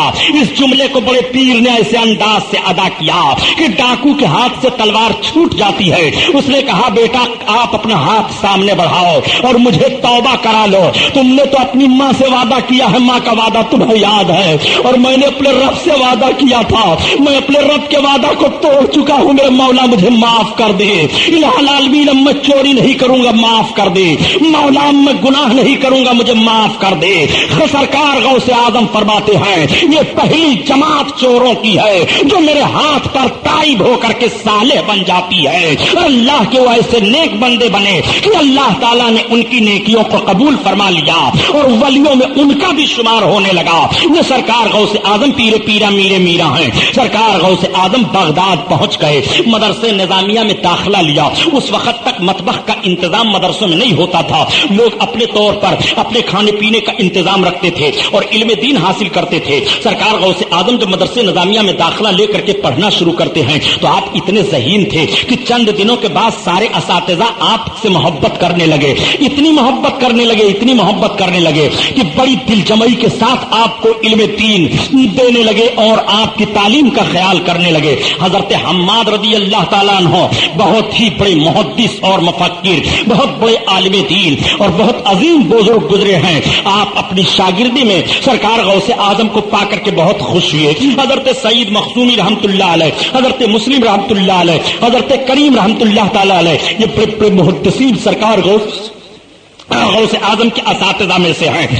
8 سال تک سرکار غوث اعظم بغداد میں پڑھتے ہیں۔ اس 8 سال کے اندر سرکار غوث پاک فرماتے ہیں لیکن مجھ کو بڑی دشواریوں کا سامنا کرنا پڑا، اتنی دشواریوں کا سامنا کرنا پڑا تھا کہ سرکار غوث اعظم فرماتے ہیں کئی روز کا عرصہ گزر جاتا تھا مجھے فاقہ کرتے ہوئے، فاقے سے میری زندگی گزرتی تھی۔ بڑے پیر فرماتے ہیں کہ کبھی کبھی ایسا ہوتا تھا کہ جب کھانے کے لیے کچھ نہیں رہ جاتا تھا تو درخت کے پتوں کو توڑ کر کے کھاتا تھا اور اس کے بعد علم دین میں حاصل کرنے میں لگ جایا کرتا تھا۔ سرکار غوث اعظم بڑے پیر دستگیر فرماتے ہیں کہ ایک مرتبہ مجھ کو اتنی بھوک لگی کہ کھانے کے لیے کچھ نہیں تھا، میں نے کسی کے سامنے ہاتھ پھیلانا مناسب نہیں سمجھا تو آپ فرماتے ہیں میں کھنڈرات کی طرف نکل گیا کہ ادھر اگر کوئی گری پڑی چیز مباح مل جائے تو میں اس کو اٹھا کر کھا لوں۔ سرکار غوث پاک فرماتے ہیں میں جب ادھر گیا تو میں دیکھتا کیا ہوں کہ ہم سے پہلے ادھر 70 فقراء کھانے پینے کی چیزوں کو تلاش رہے ہیں، وہ بھی بھوک چلا رہے ہیں۔ سرکار غوث پاک فرماتے ہیں میں واپس آ گیا اور واپس آنے کے بعد مسجد میں چلا گیا، نماز پڑھنے لگا غوث پاک فرماتے ہیں جب میں سجدہ کرتا تھا تو پیٹ سے ایک ایسی آواز نکلتی تھی، بھوک بھوک۔ سرکار غوث پاک فرماتے ہیں کہ میں نماز پڑھتا رہا اور نماز پڑھ کر کے جب میں بیٹھا تو دیکھتا کیا ہوں کہ مسجد میں ایک مسافر آیا اور آنے کے بعد وہ مسافر اپنے جھولے سے کچھ نکالا اور کھانے لگا۔ سرکار غوث پاک فرماتے ہیں میرے دل میں یہ بات جمی کہ کاش یہ کھانے والا آدمی مجھے بھی اپنے کھانے میں شامل کر لیتا تو میں بھی آج شریک ہو جاتا۔ اتنا سرکار غوث پاک فرماتے ہیں کہ میں نے اپنے دل میں سوچا کہ تب تک اس آدمی نے کہا آؤ بیٹے تم بھی شریک ہو جاؤ کھانے میں۔ سرکار غوث پاک فرماتے ہیں میں آگے بڑھا اور میں بھی بیٹھ کر کے کھانا کھانے لگا۔ جب میں کھانا کھانے لگا تو اس مسافر نے پوچھا کہ کہاں پڑھتے ہو؟ میں نے کہا میں مدرسے نظامیہ میں پڑھتا ہوں۔ کہا اچھا مدرسے نظامیہ میں پڑھتے ہو؟ ہاں۔ اس مسافر نے کہا یہ بتاؤ کہ میں آیا ہوں قصبہ نیف گیلان کی طرف سے، اس مدرسے نظامیہ میں ایک سادات گھرانے سے عبد القادر نام کر کے آئے ہوئے ہیں، ایک طالب علم، کیا تم ان کو جانتے ہو؟ تو کہتے ہیں میں نے کہا کس لیے تم ان کو پوچھ رہے ہو؟ کہا جب میں چلنے لگا تھا تو ان کی ماں نے مجھ کو تھوڑا سا سونا دیا تھا اور کہا تھا میرا بیٹا بغداد مدرسے نظامیہ میں پڑھ رہا ہے، یہ سونا میرے بچے کو پہنچا دیجیے گا اس کے اخراجات کے لیے۔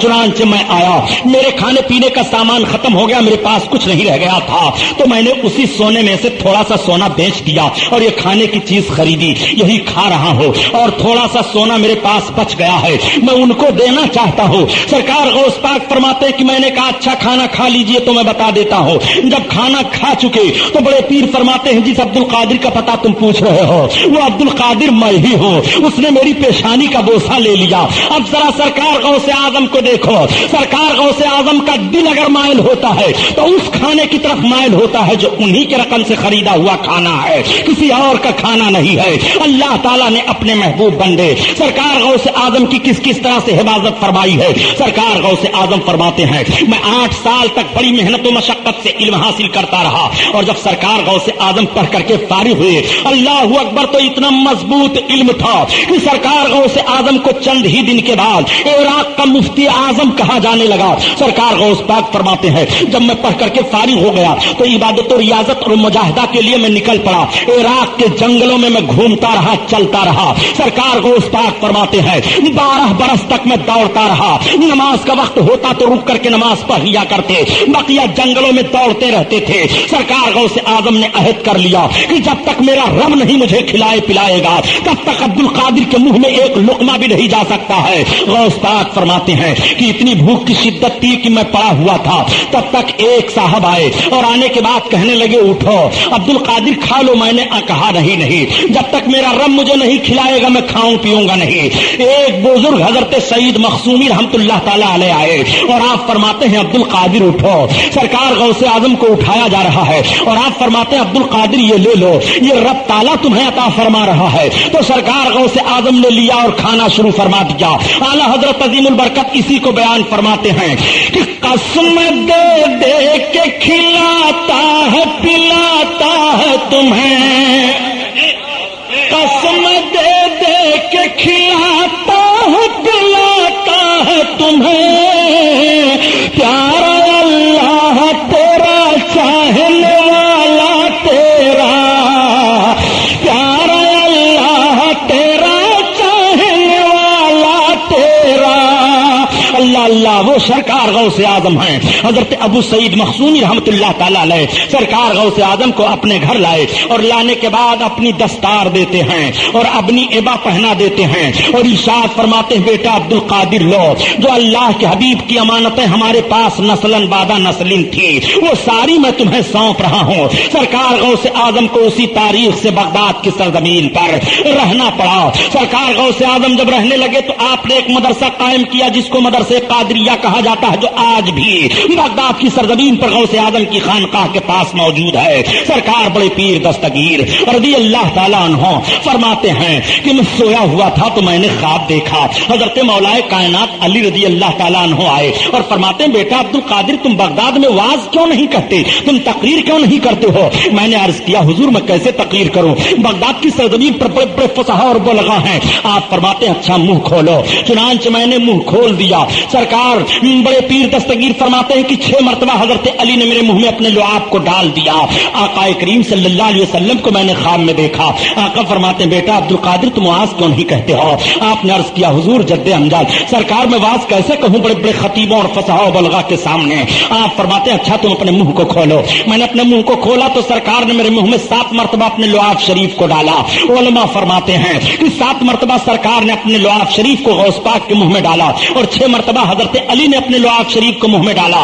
اللہ کے حبیب صلی اللہ علیہ وسلم 7 مرتبہ لعاب شریف ڈال رہے ہیں. مولا کائنات 6 مرتبہ لعاب شریف ڈال رہے ہیں. اور جب حضرت مولا کائنات نے اپنے لعاب کو غوث پاک کے منہ میں ڈالا اور 6 مرتبہ ڈالا تو سرکار غوث اعظم عرض کرتے ہیں حضور اللہ کے حبیب نے تو 7 مرتبہ ڈالا تھا, آپ 6 ہی مرتبہ کیوں ڈال رہے ہیں؟ آپ فرماتے ہیں تاکہ عدد میں برابری نہ ہونے پائے. میں آپ سے پوچھنا چاہتا ہوں یہ حضرت علی کائنات ہیں, عدد میں رسول اللہ سے برابری نہ ہونے پائے اتنا عدد کر رہے ہیں. یہ ظالم انسان کیسا ہے جو نبی کے تعلق سے کہتا ہے جیسے نبی ہیں ایسے ہم ہیں, نبی سے برابری کا دعویٰ کر رہا ہے اور یہ کہنے پر گزر جایا کرتا ہے کہ جیسے نبی انسان ہے ایسے ہم بھی انسان ہیں, جیسے نبی چل رہے ہیں ایسے ہم بھی چل رہے ہیں, جیسے نبی اٹھ رہے ہیں ایسے ہم بھی اٹھ رہے ہیں.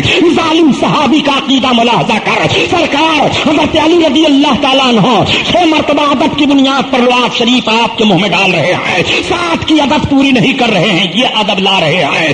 اللہ کے حبیب صلی اللہ علیہ وسلم نے اتنا نوازا. اب بڑے پیر دستگیر فرماتے ہیں جب میں بغداد کی سرزمین پر جامع مسجد میں واز کہنا شروع کیا تو پوری مسجد بھر جاتی ہے. پھر میں نے دوسرے جمعہ کو واز کہا تو مسجد کے باہر لوگ آ گئے. پھر میں نے واز کہا تو پورا گراؤنڈ بھر گیا. سرکار غوث پاک فرماتے ہیں کہ میرے واز کی محفل میں بیک وقت 70 ہزار کا مجمع ہوتا تھا. 400 لوگ قلم اور دعوات لے کر کے بیٹھتے تھے آپ کی تقریر کو لکھنے کے لیے. غوث پاک کا جب جلسہ ختم ہوتا تھا تو 250-300 مردے نکالے جاتے تھے. خوف الہی سے لوگ مر جایا کرتے تھے. یہ غوث پاک کی تقریر کا اثر ہوتا تھا. اے مسلمانوں آج ہم بیان کرتے رہیں تو بے نمازی نمازی نہیں بنتا ہے, ایک جھوٹا ثابت نہیں بنتا ہے, ایک بیکار آدمی باکار نہیں بنتا ہے, ایک بد مذہب صحیح المذہب نہیں بنتا ہے. مگر یہ غوث اعظم کا وقار ملاحظہ فرمائیے, یہ غوث اعظم کی سچائی ملاحظہ فرمائیے, یہ غوث اعظم کی دیانت دیکھتے چلیے, یہ غوث اعظم کی صداقت ملاحظہ فرماتے چلیے. سرکار غوث اعظم بڑے پیر دستگیر 70 ہزار مجمع کو خطاب فرما رہے ہیں. اور حالات یہ تھے پیارے کہ آج اگر لاؤڈ اسپیکر نہ ہو ہم تقریر کریں تو آپ تک آواز نہیں پہنچتی ہے اور ہم بیان نہیں کر پا رہے ہیں. غوث پاک بڑے پیر دستگیر کا حال یہ تھا کہ 70 ہزار کو خطاب فرماتے تھے اور بیک وقت آپ کی آواز سب کو برابر پہنچتی رہتی تھی. وہ سرکار غوث پاک بڑے پیر دستگیر ہیں. بڑے پیر کو کہاں کہاں دیکھو گے, بڑے پیر مفتی اعظم عراق کہے جانے لگے. سرکار غوث پاک کی بارگاہ میں کوئی بھی اپنی حاجت لے کر کے جاتا تھا تو وہ رد نہیں فرمایا کرتے تھے. دینی حاجت ہو یا دنیاوی حاجت ہو, جس قسم کی بھی ضرورت ہے سرکار غوث پاک کی بارگاہ میں لے کر کے حاضر ہوتے. سرکار غوث پاک پیش فرما دیا کرتے تھے اور اس کی حاجتوں کو پوری فرما دیا کرتے تھے. سرکار بڑے پیر ہم بیمار ہیں, دعا فرماتے اچھا ہو جاتا. حضور ہماری یہ مشکل ہے, آپ دعا کرتے اس کی مشکل حل ہو جاتی. حضور ہمارے لیے یہ معاملہ ہے. ایک مرتبہ یہی سرکار بڑے پیر غوث اعظم تشریف لے گئے دریائے دجلہ کے کنارے. آپ کے ساتھ آپ کے چند معتقدین ہیں. ایک بوڑھی عورت بیٹھ کر کے زارو قطار رو رہی ہے. غوث اعظم نے پوچھا خاتون کیوں رو رہی ہو؟ انہوں نے چہرہ دیکھا, دیکھنے کے بعد کہا یا شیخ مجھ سے نہ پوچھئے میں کیوں رو رہی ہوں, بڑی مصیبت میں ہوں, بڑی مصیبت میرے اوپر پڑی ہے. میں اس دریا کے کنارے آ کر کے بیٹھ کر کے رو لیتی ہوں تو تھوڑی سی مجھے ٹھارس بن جایا کرتی. ہائے میرا لال کہاں چلا گیا, میرا بچہ اسی دریا میں ڈوب گیا. بڑے پیر فرماتے ہیں آخر معاملہ کیا ہے بتاؤ. تو اس بوڑھی خاتون نے کہا یا شیخ آج سے 12 برس پہلے میرا بیٹا جوان تھا, دولہا بن کر کے گیا تھا اسی دریا کو پار کر کے شادی کرنے کے لیے اور ادھر سے آ رہا تھا. دریا میں ایک طوفان اٹھا, اس طوفان کے نظر کشتی ہو گئی, کشتی ڈوب گئی, باراتی ڈوب گئے, میرا بچہ ڈوب گیا. اس مصیبت کو سوچتی ہوں تو بے قرار ہو جاتی ہوں, آ کر کے انہی دریا کی لہروں کو دیکھتی ہوں, بیٹھ کر رو لیا کرتی ہوں تو تھوڑی سی تسلی حاصل ہو جایا کرتی ہے. اس نے ایسے پردرد انداز میں غوث پاک کے پاس عرض کیا, اس کو کیا خبر یہ غوث ہیں, اس کو کیا خبر یہ مصیبتوں کو دور کرنے والے ہیں. سرکار غوث اعظم کی بارگاہ میں عرض کیا کون ہے میری مصیبت کو دور کرنے والا, کون ہے ہماری پریشانی میں کام آنے والا. تب تک آپ ارشاد فرماتے ہیں یا ایھا الناس اخرجوا من البحر, اے لوگوں سمندر سے نکلو، اتنا کہنا تھا کہ ڈوبی ہوئی کشتی 12 برس کی باہر نکل آتی ہے، دریا کی لہروں پر کشتی چل رہی ہے، آ رہے ہیں، یہ موت ہے یہ زندگی ہے۔ میں کہنا چاہتا ہوں اے خوش عقیدہ مسلمانوں، بڑے پیر کی طاقت کا جب تم اندازہ نہیں لگا سکتے ہو تو رسول اللہ کی طاقت تو تمہیں کیسے لگے گا؟ یہ بڑے پیر کی کرامت ہے، ڈوبی ہوئی کشتی نکل آتی ہے۔ ذرا 12 برس کا اندازہ آپ لگائیے، 12 برس تک جو دریا میں ڈوبا رہے اس کے جسم کا حال کیا ہوگا، اس کی ہڈیوں کا حال کیا ہوگا، اس کے سارے ماحول کا حال کیا ہوگا۔ لیکن نہیں، دیکھو یہ اللہ کے ولی سرکار غوث اعظم ہے، مقدس زبان سے بات نکلتی ہے اور رب تعالیٰ جو ماپ کے پیٹ میں بندے کو وجود دے دیتا ہے۔ کشتی ڈوبی ہوئی ہے سمندر میں، سمندر کی لہروں اور سمندر کے تھپیڑوں پر کشتی چلی آ رہی ہے، وہ پانی کے اندر سے رب تعالیٰ ان اپنے بندوں کو نکال رہا ہے اپنے محبوب بندے کے عرض کرنے پر۔ سرکار غوث اعظم پیر پیرا وہ ہیں، وہی نکلنے والا دولہا آج کبیر الدین دریائی دولہا کے نام سے مشہور ہے۔ پوری تاریخ اٹھا کر کے پڑھ ڈالو، یہ سرکار غوث اعظم بڑے پیر کی کرامت سے زندہ ہوئے تھے۔ اللهم صل على سيدنا مولانا محمد شفيعنا وقريبنا مولانا محمد بارك وسلم صلاة وسلام علیہ صلی اللہ تعالی علیہ وسلم۔ صلی اللہ تعالی۔ سنیے سرکار غوث اعظم بڑے پیر دستگیر کے تعلق سے آج کچھ لوگ بڑی ٹھٹائی سے کہہ دیا کرتے ہیں، یار تم لوگ اللہ والوں سے اعتقاد رکھا کرتے ہو اور ان سے مانگا کرتے ہو، یہ تمہیں کیا دے سکتے ہیں؟ پاگل ہو تم، یہ تو واقعی کچھ نہیں دے سکتے۔ بغیر رب کے حکم کے ایک ذرہ کوئی نہیں ہلا سکتا ہے۔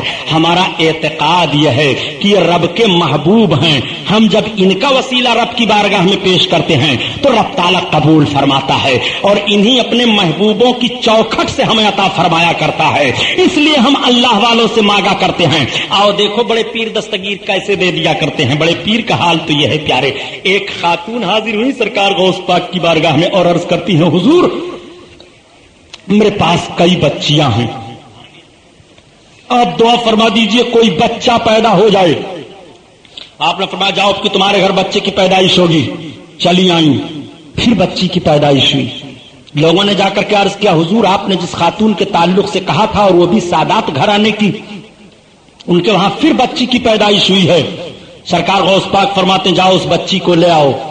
جب اس بچی کو لے کر کے بڑے پیر کی بارگاہ میں حاضر ہوئے، سرکار غوث اعظم کی گود میں ایک کپڑے میں لپیٹ کر کے اس بچی کو دیا۔ بڑے پیر اپنی گود میں لیتے ہیں، ادھر سے ادھر گھمایا، فرمایا لو یہ بچہ ہے۔ اب لوگوں نے جب اس کو لے کر کے دیکھا تو دیا تو تھا بچی، اب لے رہے ہیں آپ کی گود سے تو واقعی ہے وہ بچہ، وہ ایسا بچہ ہے کہ تاریخ دہرا دوں، اسی بچے کا نام شیخ شہاب الدین سہروردی ہے۔ کیا بات، جن سے ایک سلسلہ سہروردیہ ہی چلا ہے۔ یہ پیدائشی طور پر بچی تھے، غوث اعظم کی دعا سے بچہ بنے ہیں۔ وہ سرکار غوث اعظم پیرے پیرے میرا میرا، سرکار غوث اعظم کی نگاہ ہے۔ صحیح کہا ڈاکٹر اقبال نے، کوئی اندازہ کر سکتا ہے ان کے زور بازو کا، نگاہ مرد مومن سے بدل جاتی ہیں تقدیریں۔ تم آؤ غوث پاک کو کہاں کہاں دیکھو گے۔ آج سرکار غوث اعظم بڑے پیر دستگیر رضی اللہ تعالیٰ عنہ کے تعلق سے بہت ساری باتیں سامنے لائی جاتی ہیں اور بہت ساری باتیں بتائی جاتی ہیں۔ بڑے پیر کے تعلق سے یہ بتایا جاتا ہے، بڑے پیر کی بارگاہ میں سوال کر رہے ہو، بڑے پیر کیا دے سکتے ہیں؟ بڑے پیر کی بارگاہ میں مانگ رہے ہو، وہ تمہارے لیے کیا کر سکتے ہیں؟ آؤ سنو، بڑے پیر خود ارشاد فرماتے ہیں کہ جہاں پر سورج نکل رہا ہے وہاں پر میرا مرید ہو، اور جہاں پر سورج ڈوب رہا ہے میں وہاں پر ہوں۔ میرا مرید مجھے پکارے، اس کا سطر کھل جائے تو میں اس کے سطر کو ڈھانپ دیتا ہوں۔ سطر ڈھانپنے سے مطلب یہ ہے کہ اللہ تعالیٰ سرکار غوث پاک کے صدقہ میں اپنے اس بندے کو ذلت و رسوائی سے بچا لیتا ہے، ورنہ یہاں سطر سے مراد کپڑے کا معاملہ نہیں ہے۔ یعنی سرکار غوث پاک کے فرمان کا مطلب یہ ہے کہ اگر وہ میرا چاہنے والا جہاں سورج نکل رہا ہے وہاں ہو، اور میں جہاں سورج ڈوب رہا ہے وہاں رہوں، وہاں سے وہ مجھ کو پکارے ذلیل و رسوا ہونے والا ہو تو میں بچا لیتا ہوں، اس کے سطر کو ڈھانپ دیتا ہوں، اس کے के आयब को छुपा देता हूँ। वो सरकार गौस आजम पीरे पीरा मीरे मीरा हैं। यही सरकार गौस पाक फरमाते हैं कि मैं महवे इबादत था कि निदा आती है, अब्दुल कादिर क्या चाहते हो? मैंने अर्ज किया परवरदिगार जो मैं चाहता हूँ तेरे इल्म में है। फिर निदा आती है अब्दुल कादिर क्या चाहते हो? मैंने अर्ज किया मौला मेरी नियत जो है तेरे इल्म में है। फिर निदा आती है अब्दुल कादिर क्या चाहते हो? मैंने अर्ज किया इलाहुल आलमीन जो मैं इरादा कर रहा हूँ वो तेरे इल्म में है। तब तक निदा आई अब्दुल कादिर जा, मैंने तुझे वो अता किया कि तेरा नाम लेवा जो भी होगा और तुझसे मोहब्बत करने वाला जो भी होगा, जब तक उसे तौबा की तौफीक नहीं मिल जाएगी तब तक उसे मैं मौत नहीं दूंगा, वो मर नहीं सकता है। अल्लाह अल्लाह, ये सरकार गौसे आजम के चाहने वाले का मर्तबा है। इसीलिए कहा जाता है बड़े पीर से मोहब्बत किया करो और बड़े पीर से लगन रखा करो। बड़े पीर से मोहब्बत करने वाला मरने से पहले पहले वो तौबा करके मरता है। और नबी कौनैन सल्लल्लाहु अलैहि वसल्लम इरशाद फरमाते हैं अत्ताइबु मिनज़ ज़ंबि कमन ला ज़ंबा ला, गुनाहों से तौबा करने वाला ऐसे ही हो जाता है गोया उसने गुनाह नहीं किया। कितना बड़ा अच्छा मर्द मोमिन वो है, कितनी अच्छी उसकी जिंदगी है जिसको तौबा की तौफीक मिल जाए और तौबा करके वो दुनिया से जाए। ये बड़े पीर पर रब का इनाम है, ये बड़े पीर पर रब का करम है, ये बड़े पीर पर रब का एहसान है कि बड़े पीर से मोहब्बत करने वाला अगर दुनिया से जाएगा तो तौबा करके जाएगा और ज्यादा दूर जाने की जरूरत नहीं है। तारीख का एक वर्क आपके सामने रखता चलो। आप जब आते हो बंबई की तरफ तो रास्ते में बुरहानपुर पड़ता है। बुरहानपुर का एक वाकया बताया जाता है कि बुरहानपुर के शहर में एक गैर मुस्लिम था। जब सरकार बड़े पीर दस्तगीर की 11वीं की तारीख आती थी तो बड़े पीर दस्तगीर की बड़ी धूमधाम से 11वीं किया करता था। न जाने किस बुनियाद पर उसको कैसी अकीदत हो गई थी कि बहुत कुछ फकीरों को लुटाता, बहुत कुछ लोगों को खिलाता पिलाता। लोग जब कहते कि तुम तो उनके धर्म के नहीं हो तो कहता सुनो सरकार बड़े पीर लोगों का कर्म बदल दिया करते हैं। मैं उनके धर्म का नहीं हूं लेकिन उनकी कृपा से अपने कर्म को बदलने के लिए मैं जानता हूं कि वो कर्म कर देंगे तो हमारा कर्म बदल जाएगा। चुनांचे जब वो मरा, मरने के बाद लोग खानदानी तौर पर उसको कफन दफन करने के लिए ले गए दरिया के किनारे और लकड़ियां जमा करके जब उसको जलाने लगे तो आग लग ही नहीं रही है। टीन की टीन घी उलट देते हैं, आग नहीं लग रही है। तेल डालते हैं, आग नहीं लग रही है। लोगों ने कहा ये तो महापापी है, इसको अगिन माता खा ही नहीं रही है, इसलिए इसको दरिया में डाल दो। चुनांचे उठा करके उसके लोगों ने उसको दरिया में डाल दिया। दरिया में डाल करके सारे लोग चले आए। बुरहानपुर के उस वक्त के सबसे बड़े शेख थे, वो ख्वाब देखते हैं सरकार गौसे आजम बड़े पीर तशरीफ लाए हैं। आप फरमाते हैं चले जाओ दरिया के किनारे एक लाश तुम्हें मिलेगी, उसको निकालो और निकाल करके लाओ, उसको मुस्लिम कब्रिस्तान में तजहीज़ तकफीन का इंतजाम करो। सरकार के इस बशारत पर वो उठे और उठ करके गए तो जैसे ख्वाब देखा था हूबहू उसी तरह से पा रहे हैं। आपने मालूम किया, मालूम करने के बाद पता चला कि एक गैर मुस्लिम था जो इस तरह से हम उसको फूंकना चाहते थे लेकिन उसकी लाश जली नहीं तो हम लोगों ने दरिया में उठा करके फेंक दिया। आपने कहा था हुजूर आखिर उसके लिए ऐसा मामला क्यों है कि दरिया में वो पड़ा है? तो आपने फरमाया सुनो लोग उसको गैर मुस्लिम जानते हैं लेकिन जब वो मेरी 11वीं करता रहा और मरने का वक्त उसके आया तो मरने से पहले उसे तौबा की तौफीक मिल गई, वो मुसलमान हो गया था। मरने से पहले पहले वो मुसलमान हो करके मरा है, इसलिए तुम्हें हुक्म दिया जा रहा है उसको मुस्लिम कब्रिस्तान में दफन कर दो।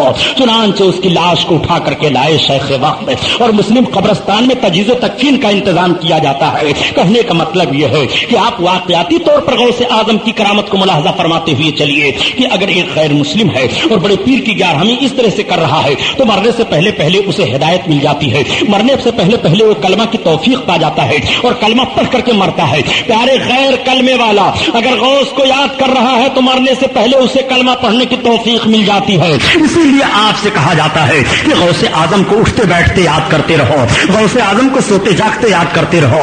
गौस का नाम जहां लिया जाता है उस आबादी से उबा की बीमारियां दूर कर दी जाती हैं। गौसे आजम का नाम जहां लिया जाता है वहां से परेशानियां खत्म कर दी जाती हैं। गुर्बत व अफलास का जनाजा निकल जाता है। चुनांचे दूर जाने की जरूरत नहीं है। तारीख का एक वर्क और आपके सामने रखता हुआ चलो यही मुबारकपुर जो आजमगढ़ जिला में है। आज जहां मुबारकपुर में अहले सुन्नत व जमात की बड़ी अजीम यूनिवर्सिटी अरबी है, अशरफिया दारुल उलूम, हुजूर हाफिज मिल्लत रहमतुल्लाह ताला अलैह उसके बानी हैं। हुजूर हाफिज मिल्लत रहमतुल्लाह ताला अलैह के पास एक आदमी आया, बड़ा गरीब था, गुर्बत व अफलास का मारा हुआ था। वो रोने लगा। आप फरमाते हैं क्यों रो रहे हो? उसने अर्ज किया हुजूर मैं बड़ा गरीब हूं, मुझे कोई अमल बता दीजिए, मुझे कोई तरीका वजीफा बता दीजिए जिसको मैं करूं और सरकार मेरी غربت دور ہو جائے. تو سرکار حافظ ملت علیہ رحمت الرضوان فرماتے ہیں کہ تم کچھ کما سکتے ہو کہ نہیں؟ اس نے کہا حضور کچھ تو کما ہی لیتا ہوں. آپ نے ارشاد فرمایا تو جاؤ تم ہر مہینے کی 11 تاریخ چاند کی تم غوث پاک کی 11ویں کیا کرنا.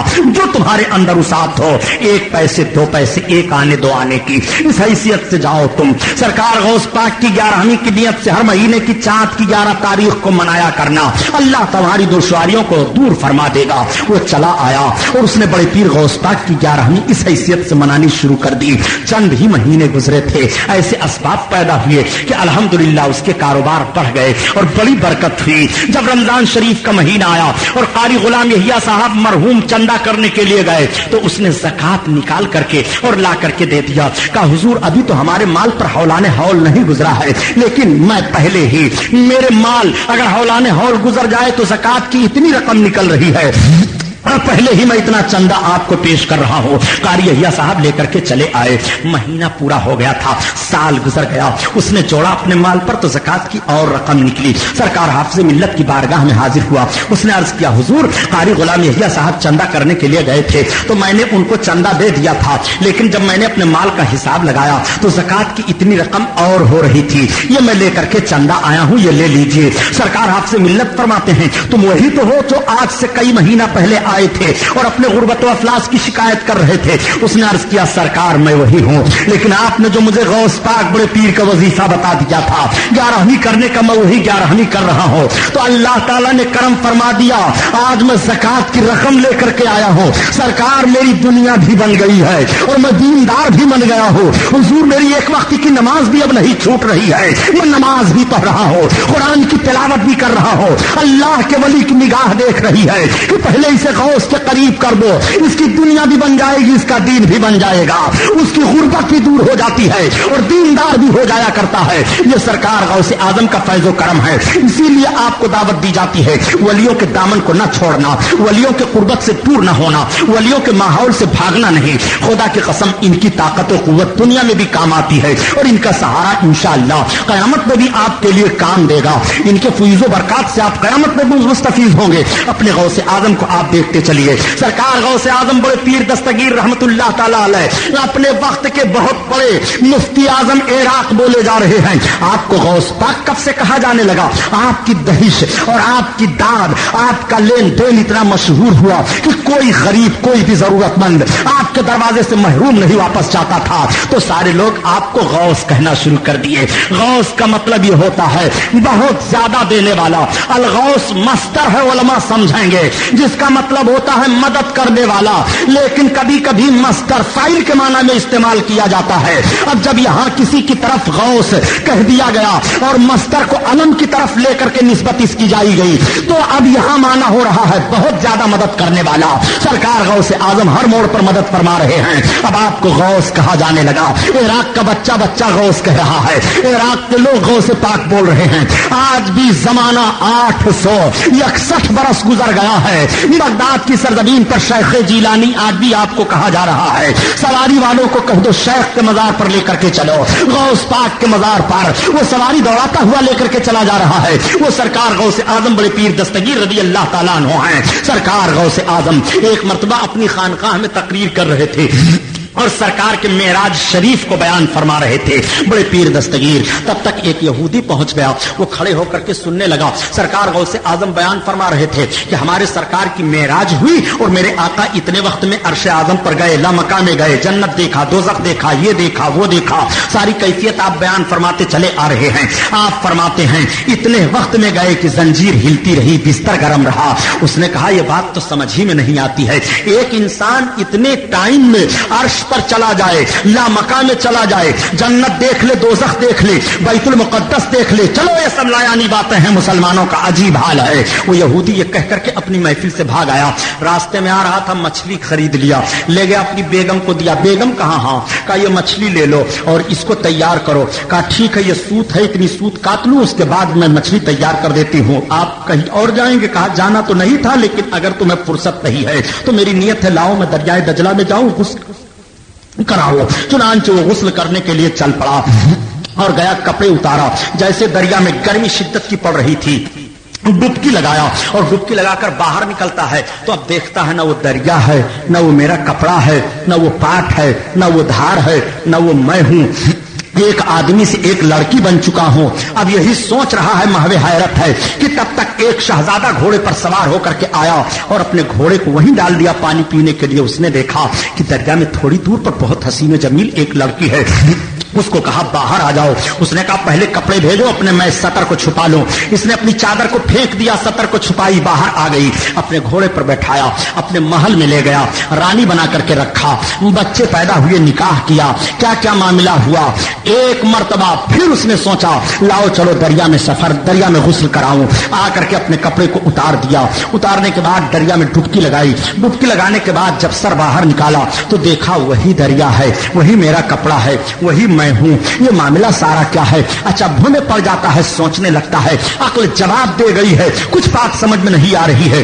دریا سے نکل کر کے کپڑا پہنا اور پہن کر کے آ کر کے پہنچا تو دیکھتا ہے کہ مچھلی اسی طرح تڑپ رہی ہے، میری بیوی اسی طرح سے سوت کاٹ رہی ہے۔ کہا بیگم ابھی تم نے مچھلی نہیں تیار کی؟ کہا تم راستے سے تو نہیں لوٹ آئے ہو؟ کہا بیگم راستے سے نہیں لوٹ کر کے آیا ہوں، بیگم بن چکا ہوں، بچے جن چکا ہوں، رانی بن کر کے محل میں رہ چکا ہوں۔ کہا یہ کیا پاگل پن کی بات کر رہے ہو؟ ارے کہا بیگم اٹھو تو اپنی بیوی کو لیا۔ جب سرکار غوث پاک کی بارگاہ میں پہنچا تو دیکھا ابھی وہی واقعہ بیان فرما رہے ہیں۔ بڑے پیر نے فرمایا جو سرکار کے معراج کو سمجھنا چاہے وہ یہودی سے سمجھ لے۔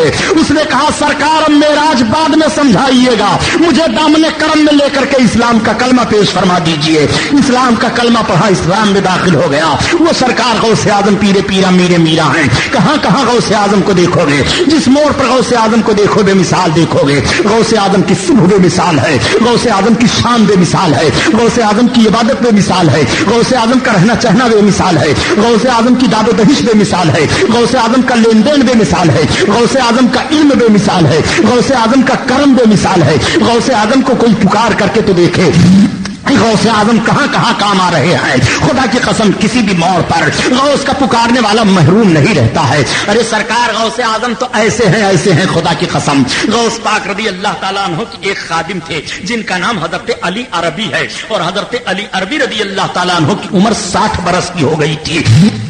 بڑے پیر دستگیر سے ایک روز عرض کرتے ہیں، رونے لگے۔ آپ نے فرمایا کیا بات ہے؟ عرض کرتے ہیں حضور میں بوڑھا ہو گیا، بڑھاپے کی کوئی لاٹھی نہیں ہے، میرے گھر میں کوئی چراغ نہیں ہے، آپ دعا فرما دیجئے اللہ مجھے کوئی اولاد عطا فرما دے۔ سرکار بڑے پیر دستگیر فرماتے ہیں جاؤ، میری پشت میں میری آخری اولاد تھی، میرا آخری بیٹا تھا، آؤ تم ادھر سے آؤ، اپنی پشت کو میری پشت سے ملا دو۔ چنانچہ حضرت علی عربی نے اپنی پیٹھ کو غوث اعظم کے پیٹھ سے مس کر دیا۔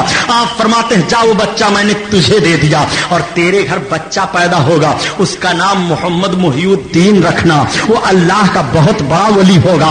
چنانچہ حضرت علی عربی آئے، ان کے وہاں بچے کی ولادت ہوئی، انہی کا نام رکھا گیا محمد محی الدین، جن کا لقب ابن عربی ہے۔ آج بھی ابن عربی کی پیشین گوئیاں مشہور ہیں، جو قیامت تک ہونے والی بہت ساری چیزوں کی آپ نے نشاندہی فرمائی ہے، وہ حضرت ابن عربی ہیں جو سرکار غوث اعظم کی دعا سے پیدا ہو رہے ہیں۔ اور بڑے پیر فرماتے ہیں ان کا نام محمد رکھنا، ان کا نام محی الدین رکھنا، میرے نام پر رکھنا، یہ اللہ کا بہت بڑا ولی ہوگا۔ میں آپ سے پوچھتا ہوں اے مسلمانوں، سرکار غوث اعظم کی عطا کا حال یہ ہے تو رسول اللہ کی عطا کا حال کیا ہوگا؟ جب ولی اللہ اس طرح عطا فرما سکتے ہیں تو رسول اللہ کے کرم کی بارش کیسی ہوگی؟ اسی لیے تو اعلی حضرت عظیم البرکت فرماتے ہیں کہ خلق کے حاکم ہو تم، رزق کے قاسم ہو تم، خلق کے حاکم ہو تم، رزق کے قاسم ہو تم، اور جو ملا تم سے ملا تم پہ کرو درود۔ وہ سرکار کائنات صلی اللہ علیہ وسلم کی ذات گرامی ہے، یہ سب آقا کے نائبین ہیں، یہ سب آقا کے در سے لے کر کے آقا کے غلاموں کو عطا فرمانے والے ہیں۔ آؤ دیکھو اسی کی ایک کڑی خطیب مشرق حضرت علامہ مشتاق احمد نظامی کی بھی ہے، جن کی یاد میں آپ نے اس محفل کو منعقد کیا۔ وہ لوگ بڑے اچھے ہیں جو اپنے بزرگوں کی یادوں کو منایا کرتے ہیں۔ دیکھو یہی نظامی صاحب رحمت اللہ علیہ ہیں، ان کو غوث پاک سے اتنی محبت تھی इतनी मोहब्बत थी, अल्लाह अल्लाह। एक मर्तबा नजामी साहब रहमतुल्लाह अलैहि बयान फरमा रहे थे मेमन कौम के ताल्लुक से। आप फरमाते हैं ये मेमन कौम एक बुत परस्त कौम थी, ये बुतों की पूजा किया करती थी। चुनांचे एक मर्तबा एक दरिया के किनारे ये पूरी कौम गई और अपने बुत की पूजा करने के लिए जा रही थी। रास्ते में दरिया है, उस पार इनका बुतखाना है। बुतखाने के करीब ये पहुंचना चाहते हैं। एक बुजुर्ग मिल गए, आपने फरमाया कहां जाना चाहते हो? उन लोगों ने कहा बाबा बता दो इधर कोई कश्ती है। कहा आखिर मामला क्या है? कहा वो देखो दरिया के उधर जो बुतखाना है, हम वहां जाना चाहते हैं, हम इबादत करेंगे। कहा अगर यही बुतखाना चला आए तो? कहा यह कैसे हो सकता है? कहा तुम सब अपनी आंखें बंद करो। वो लोग आंख बंद कर लेते हैं। कहा खोलो, देख रहे हैं तो दरिया के उस पार का बुतखाना इसी पार मौजूद है। लोगों ने कहा बाबा ये कैसे हो गया?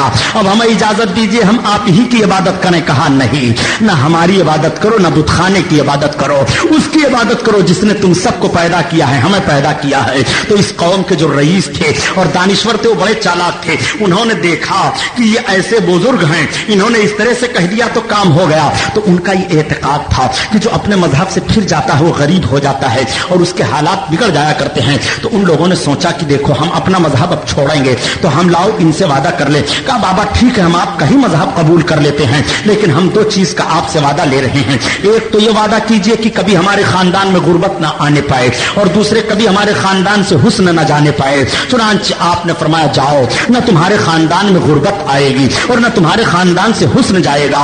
सबको कलमा पढ़ा करके इस्लाम में दाखिल फरमा लिया। आज भी मेमन कौम गौसे आजम की बहुत मोतकिद है। आज भी मेमन कौम बुजुर्गों को ज्यादा मानती है, इसलिए कि ये सरकार गौसे आजम की एक औलाद पर इस्लाम लाए हैं, उनके हाथ पर इन्होंने इस्लाम कबूल फरमाया है। आओ मुसलमानों, यही निजामी साहब रहमतुल्लाह ताला अलैह हैं, इसी बंबई की सरजमीन पर आ रहे थे। हुजूर मुफ्ती आजम हिंद रहमतुल्लाह ताला अलैह वगैरह पहले चले आए थे जहाज से, लेकिन मौलाना निजामी साहब रहमतुल्लाह ताला अलैह जहाज का सफर नहीं फरमाते थे। आप ट्रेन से या बस से या कार से चला करते थे। चुनांचे निजामी साहब रहमतुल्लाह अलैह कार पर सवार हुए और भी कुछ साथी थे। इस वाक़े को कारी नेमतुल्लाह साहब बयान कर रहे थे कि निजामी साहब ने अपनी जबान से इसको बयान किया है, लेकिन मैंने रिसाले में पढ़ा है।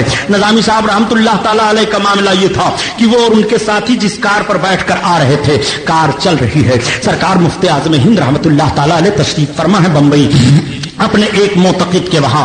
चुनांचे हजरत मुफ्ती आजम हिंद एक मोतकिद जिनका नाम अब्दुल खालिक हशमती है, उनके वहां ठहरे हुए हैं। थोड़ी देर का अरसा गुजरा था कि मान हजरत मुफ्ती आजम हिंद अपने हाथ को उठाते हैं और फरमाते हैं सारे लोग हाथ को उठाओ, दुआ करो मौलाना मुश्ताक निजामी को अल्लाह खैरियत से यहां पहुंचा दे, या अल्लाह गौस के सदका में मौलाना मुश्ताक निजामी को खैरियत से पहुंचा दे। निजामी साहब जब आ गए तो लोगों ने अर्ज किया कि निजामी साहब आपके लिए हुजूर मुफ्ती आजम हिंद ने फला वक्त दुआ की है। तो निजामी साहब की आंखें भीग गई। निजामी साहब रहमतुल्लाह अलैह बयान फरमाते हैं सुनो, रास्ते में हम लोग आ रहे थे और हमारे कार के पहिए का जो वो होता है पार्ट वो टूट चुका था।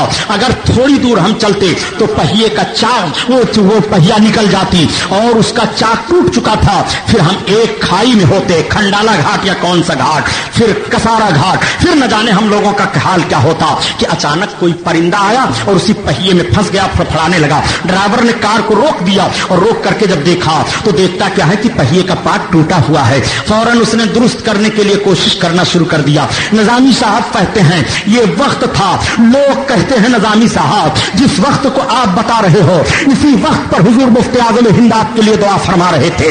ये अल्लाह के वली की निगाह है, ये सरकार गौसे आजम का करम है। मौलाना मुश्ताक निजामी रहमतुल्लाह ताला अलैह पर यही मौलाना मुश्ताक निजामी हैं। किसी मोड़ पर मौलाना मुश्ताक निजामी किसी बातिल से मरूब नहीं हुए। मौलाना निजामी साहब रहमतुल्लाह ताला अलैह हर मोड़ पर गौसे आजम को याद फरमाया करते थे, हर मोड़ पर गौसे आजम का नाम लिया करते थे। आज उनका नाम लिया जा रहा है। सरकार गौसे आजम का नाम लेवा रुस्वा नहीं होता है, सरकार गौसे आजम का नाम लेवा बदजन नहीं होता है, गौसे आजम का नाम लेवा इधर उधर परेशानियों में मुब्तला नहीं होता है। आज भी सरकार गौसे आजम के फीज़ो बरकत जारी और सारी हैं प्यारे, और कयामत तक जारी और सारी रहेंगे। अगर आजमाइश करना चाहते हो तो जिस बात को भी लेकर کر کے تم غوث کی بارگاہ میں استغاثہ پیش کرو، دیکھو انشاءاللہ تعالیٰ تمہاری وہ بات مکمل ہو جاتی ہے کہ نہیں، اور تمہاری وہ تمنا پوری ہوتی ہے کہ نہیں۔ یہ غوث کا دریائے کرم ہے، یہ ایسا دریا ہے کہ اس دریا میں کوئی کمی نہیں ہے، یہ ایسا سمندر ہے کہ نکالتے جاؤ کوئی کمی نہیں ہے، یہ ایسے کرم کی بارش برسا رہے ہیں کہ ان کے کرم کی بارش میں جو نہا جائے گا پیارے وہ سرفراز ہو جائے گا دینی حیثیت سے اور دنیاوی حیثیت سے۔ وہ سرکار پیرے پیرا میرے میرا ہیں۔ آج بڑے پیر کی 11ویں پر بڑا اعتراض کر دیا جاتا ہے، اور بدذات قومیں جنہیں وہابی اور دیوبندی کہا جاتا ہے وہ کہہ دیا کرتے ہیں معاذ اللہ رب العالمین کہ تم غوث پاک کے نام پر مرغا کر رہے ہو، یہ کہاں قرآن میں ثابت ہے؟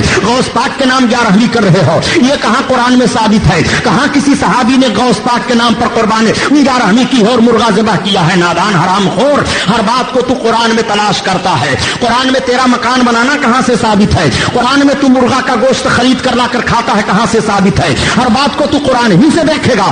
آج سن سرکار غوث اعظم کی 11ویں کا معاملہ کیا ہے۔ 11ویں کا مرغا غوث کے نام پر ذبح نہیں ہوتا ہے، بلکہ 11ویں کا مرغا رب کے نام پر ذبح ہوتا ہے۔ ذبح رب کے نام پر کیا جاتا ہے، وسیلے سے غوث کے کھلایا جاتا ہے۔ مثال کے طور پر تو سمجھ لے، تو کہتا ہے یہ عقیقے کا جانور ہے، یہ قربانی کا جانور ہے، یہ میری شادی کا جانور ہے، یہ میرے شادی کا کھانا ہے۔ کہاں جا رہے ہو؟ ولیمے کی دعوت کھانے جا رہا ہو۔ کہاں جا رہے ہو؟ شادی کا کھانا کھانے جا رہا ہو۔ کہاں جا رہے ہو؟ قربانی کی دعوت کھانے جا رہا ہو۔ میں پوچھنا چاہتا ہوں نادان، قربانی کے جانور کی نسبت قربانی کی طرف تو کر رہا ہے، مگر اس کی نسبت حضرت ابراہیم کی طرف کی گئی ہے۔ ذبح اللہ کے نام پر کیا جاتا ہے، جانور کی نسبت حضرت ابراہیم کی طرف ہے۔ قربانی کے جانور کی نسبت کی جا رہی ہے، اس نسبت پر ذرا غور فرما، تو کیسے کھا رہا ہے؟ یوں ہی جب تو ولیمہ کرتا ہے تو شادی کی طرف جانور کی نسبت کی جاتی ہے، لیکن جانور ذبح رب کے نام پر کیا جاتا ہے، اب اس جانور کا کھانا جائز ہو گیا۔ عقیقہ کرتا ہے تو جانور ذبح تو رب کے نام پر کیا جاتا ہے، مگر جانور کی نسبت بچے کی طرف کر دی جاتی ہے، عقیقے کی طرف کر دی جاتی ہے۔ پتہ یہ چلا کہ ہر شے نسبت سے حرام نہیں ہوتی ہے، اگر ہر چیز کو تو نسبت سے حرام قرار دے دے گا تو تیرا جینا دشوار ہو جائے گا۔ یوں ہی قربانی کو سمجھ، ولیمہ کی دعوت سمجھ اور عقیقے کی دعوت سمجھ، یوں ہی جن جانوروں کی نسبت اللہ والوں کی طرف کی جاتی ہے وہ نظر کے طور پر کی جاتی ہے، نذرانے کے طور پر کی جاتی ہے، ان کا ذبیحہ رب کے نام پر ہوتا ہے اور بزرگوں کے نسبت سے کھانا ہوتا ہے، اس لیے ان کا کھانا تبرک ہے، ان کے کھانے میں برکت ہے، وہ کھانا ناجائز نہیں ہے، وہ کھانا حرام نہیں ہے۔ کہ شریعت سے تم نے فتویٰ دے دیا ہے کہ جو جانور رب کے نام پر ذبح کیا جائے وہ جانور کھانا حرام ہو جاتا ہو۔ نادان، تم نے قرآن کی آیت کو سمجھا نہیں ہے، جو تیرا مولوی تمہیں سمجھاتا ہے وہ غیر اللہ، جو غیر اللہ کے نام پر جانور چھوڑا جائے تو کفاروں کا طریقہ یہ تھا کہ وہ غیر اللہ کے نام پر جانور چھوڑتے تھے اور غیر اللہ کے نام پر ذبح بھی کیا کرتے تھے۔ اب اس جانور کا کھانا حرام ہے، یہاں غیر اللہ کے نام پر جانور چھوڑا تو جا رہا ہے مگر ذبح اللہ کے نام پر کیا جا رہا ہے، اس لیے اس کا کھانا جائز ہے۔ تم نے تفسیر کو نہیں سمجھا ہے، اس لیے قرآن کے مفہوم کا خون کر رہا ہے اور بیان کرتا چلا جا رہا ہے نادان کہ رب تعالیٰ قرآن میں بیان فرماتا ہے وما اہل بہ لغیر اللہ، اور جو غیر اللہ کے نام پر جانور چھوڑ دیا گیا ہے اس جانور کو اللہ تعالیٰ نے حرام فرما دیا ہے۔ نادان حرام خور، ذرا آیت کے مفہوم کو سمجھ۔ تمام مفسروں نے یہی تفسیر کی ہے کہ اللہ کے نام پر وہ جانور کو چھوڑتے تھے اور اللہ کے نام پر وہ غیر اللہ کے نام پر جانور کو چھوڑتے تھے اور غیر اللہ کے نام پر ہی ذبح کیا کرتے تھے۔ اور یہی پر صاحب جلالین نے تفسیر بھی کی ہے، اے ذبح لغیر، یہ اس میں غیر اللہ یعنی غیر اللہ کے نام پر جو ذبح کیا جائے اس جانور کا کھانا حرام ہے، تو جو غیر اللہ کے نام پر ذبح کیا جائے وہ جانور کل بھی کھانا حرام تھا، آج بھی کھانا حرام ہے، اور جو جانور غیر اللہ کے نام پر چھوڑا جائے اور اللہ کے نام پر ذبح کیا جائے اس جانور کا کھانا کل بھی جائز تھا، آج بھی جائز ہے۔ یہی مسئلہ ہے، یہی فتویٰ ہے۔ مسئلے کی نوعیت کو سمجھا کرو۔ دو کتابیں پڑھ کر کے مفتی بنے گھوم رہے ہیں، ہم بہت بڑے شیخ الحدیث ہیں، ہم بہت بڑے علامہ ہیں، بریلویوں کو کیا علم آتا ہے؟ نادان حرام خور، تمہاری جماعت کو علم کی ہوا نہیں لگی ہے، اگر علم کی ہوا لگتی تو غوث کی 11ویں کے منکر نہ ہوتے تم، غوث پاک کی عظمت کے انکاری نہ بنتے تم، غوث پاک کو چیلنج نہ کرتے تم۔ غوث اعظم پیرے پیرا میرے میرا تو وہ ہے، خدا کی قسم غوث نے جس پر نگاہ ڈال دی ہے اس کی تقدیر بن گئی ہے۔ بڑے پیر دستگیر دستگیر کی دعوت ہوتی ہے. بڑے پیر دستگیر دعوت کھانے کے لیے تشریف لے گئے. اب ذرا اندازہ لگاؤ جو سرکار غوث پاک کی دعوت لے کتنے اہتمام سے لے گا. اور بھی تمام علماء عراق ہیں, علماء بغداد موجود ہیں. دسترخوان سجا دیا گیا, سارے لوگوں کا ہاتھ دھلایا جا رہا ہے. تو شریعت کا مسئلہ ہے کہ جب کھانے پر سب بیٹھ جائیں تو پہلے جوانوں کے ہاتھ کو دھلاؤ, تب بوڑھے کے ہاتھ کو دھلاؤ, اور جب کھانا کھا چکے تو پہلے بزرگوں کے ہاتھ کو دھلاؤ, پھر جوانوں کے ہاتھ کو دھلاؤ. ترتیب یہی ہے. علماء بیٹھے ان سے مسئلہ پوچھو. مگر آپ لوگوں کو کیا مسئلہ وغیرہ تو پوچھنے کا معاملہ ہے نہیں, بس سارا نزلہ امام صاحب پر اترتا ہے. امام صاحب ایسا ہے, امام صاحب اس طرح سے کرتا ہے. امام صاحب آج چل رہا تھا تو پان کھائے ہوئے تھا. امام صاحب چل رہا تھا تو ہنستا ہوا چل رہا تھا. نام نمود کے ٹرسٹیوں سن لو, میں کسی مسجد کا امام نہیں ہوں کہ غم مجھے ہوگا کہ آپ نکال دو گے. سنو, ہم لوگ درسگاہی ہیں. اماموں پر تنقیدیں مت کیا کرو, ان کا لحاظ کرو, ان کی قدر کیا کرو. سب سے زیادہ شیطان دھوکہ دیتا ہے کہ اپنے سے اچھے پر تم غیبت کرو, تنقید کرو, تاکہ تمہاری نیکیاں برباد ہو جائیں. فاسق فاجر بنے بیٹھے ہیں, نہ جانے کیسا لباس ہے, اور کمیٹی کے صدر بنا دیے گئے ہیں. ہمارے علماء بھی بیچارے ایسے ہیں کہ ان کو صدر تسلیم کر لیتے ہیں. ڈھیر چندہ دے گا اس لیے اس کو صدر مان لو. نہ جانے کہاں کہاں سے پیسہ کما کر کے لایا. عالم صاحب ہم 50,000 دیتا ہے, پتا چلا کہ شراب چلاتے ہیں. 50,000 لائے دے رہے ہیں. عالم صاحب کو علم نہیں ہے, انہوں نے لے لیا, بعد میں پتا چلا یہ تو ایسا ہے. اب عالم صاحب بھی کوسے جا رہے ہیں, پوری کمیٹی کوسی جا رہی ہے. سنو, مسجد اور مدرسے کا صدر بننے کے لیے بڑے خواہش مند نہ رہو. صدر سیکریٹری کی ایک حیثیت ہوتی ہے. مسجد کی ذمہ داری قبول کرنا کوئی آسان کام نہیں ہے. آؤ دیکھو, میں جو بات عرض کرنے جا رہا تھا, مسئلے کی بات آ گئی تھی. سرکار غوث اعظم دسترخوان پر بیٹھ گئے, نوجوان علماء کے ہاتھ دھلا دیے گئے. آپ سب میں شیخ ہیں, سب سے بڑے ہیں. اب آپ کا ہاتھ دھلایا جا رہا ہے. دھلانے والا پانی ڈالتا جا رہا ہے, آپ ہاتھ دھلتے جا رہے ہیں. ایک لوٹا پانی خرچ ہو گیا, دوسرا لوٹا بھرا, پانی خرچ ہو رہا ہے. تیسرا لوٹا بھرا, پانی خرچ ہو رہا ہے. چوتھا لوٹا بھرا, پانی خرچ ہو رہا ہے. پانچواں لوٹا بھرا, پانی خرچ ہو رہا ہے. وہ ڈالتا جا رہا ہے, کوئی کچھ نہیں بول رہا ہے. سرکار غوث پاک ہاتھ دھلتے جا رہے ہیں. جب 5ویں لوٹے کا پانی ختم ہوا تو آپ نے فرمایا بس کرو. اب سب لوگ کھانا کھا لیے. کھانا کھانے کے بعد جب پھر ہاتھ دھلایا گیا تو کچھ لوگوں نے عرض کیا, حضور جب دعوت میں آپ بیٹھے کھانا کھانے کے لیے تو اتنے سارے پانی سے آپ نے ہاتھ دھویا. سرکار غوث پاک مسکرا پڑے. آپ فرماتے ہیں جو ہاتھ دھلا رہا تھا, جب میں نے اس کے تعلق سے دیکھا تو لوح محفوظ میں دیکھا کہ اس کا نام جہنمیوں کی فہرست میں ہے. مجھ کو یہ گوارا نہ ہوا کہ عبد القادر کا ہاتھ جو دھلائے اس کا نام جہنمیوں کی فہرست میں ہو. تو رب تعالیٰ کی بارگاہ میں میں نے دعا مانگنی شروع کی. میں دعا مانگتا رہا. جب اللہ نے میری دعا کو قبول فرما لیا اور جہنمیوں کی فہرست سے اس کا نام کاٹ کر کے جنتیوں کی فہرست میں لکھ دیا گیا, تب میں نے اپنا ہاتھ دھونا بند کیا. وہ سرکار غوث پاک بڑے پیر ہیں. بڑے پیر کا نام لیا کرو تو گھر کے اندر سے جنات بھاگ جائیں گے, مگر خدے جنات بنے رہو گے تو جنات کیا بھاگیں گے. اور گھر تو خدے بنے رہتے ہیں یہ بالکل. تو کہتے ہیں سبحانی صاحب تعویذ دے دیجئے, مولانا محمود عالم صاحب رشیدی تعویذ دیجئے, بہت بڑا جنات ہمارے گھر میں آ گیا.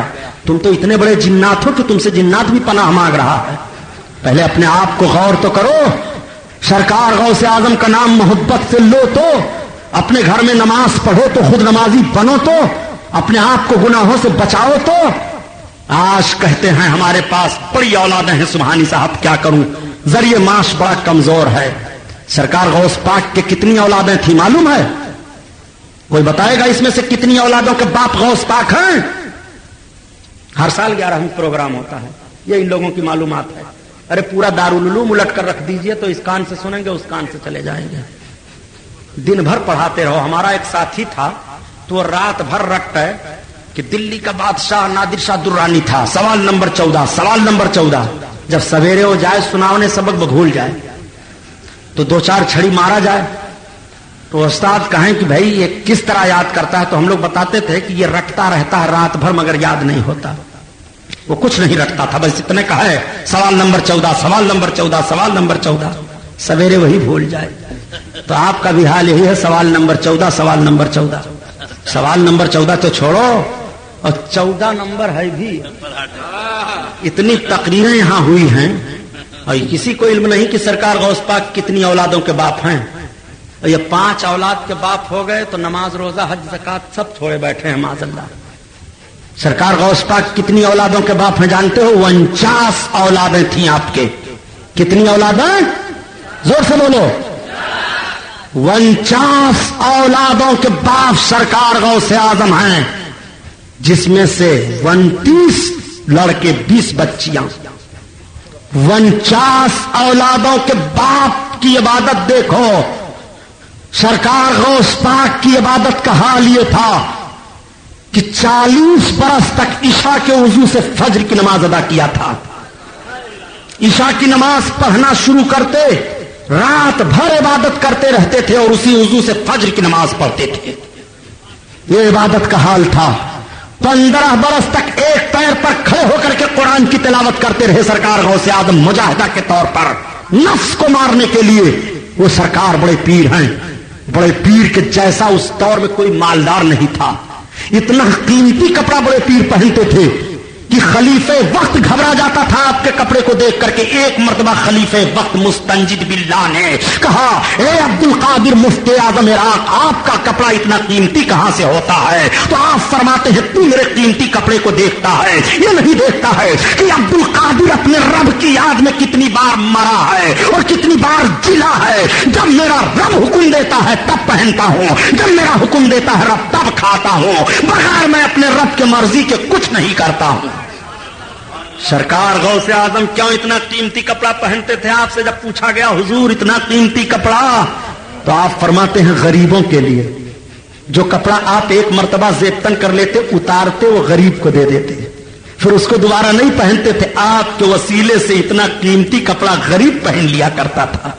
क्या आपका भी यही मिजाज है कि अगर आप कीमती कपड़ा पहनो तो किसी गरीब के बारे में सोचो कि कीमती कपड़ा मैं उसे भी पहना दूं? ये सरकार गौसे आजम का करम है।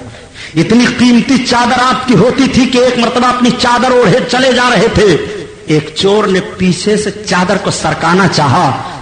आप कहते हैं, अल्लाह, इसने अब्दुल कादिर की चादर को पकड़ लिया है तो अब छूटे ना। सामने से आया, अर्ज किया, हुजूर मुझे गुनाहों से तौबा करा लीजिए। सरकार गौस पाक ने गुनाहों से तौबा करवा लिया, अपने मुरीदों में शामिल फरमा लिया। एक मर्तबा चंद लोग शराब की टीन लेकर के आ रहे हैं, इधर से सरकार गौस पाक जा रहे हैं।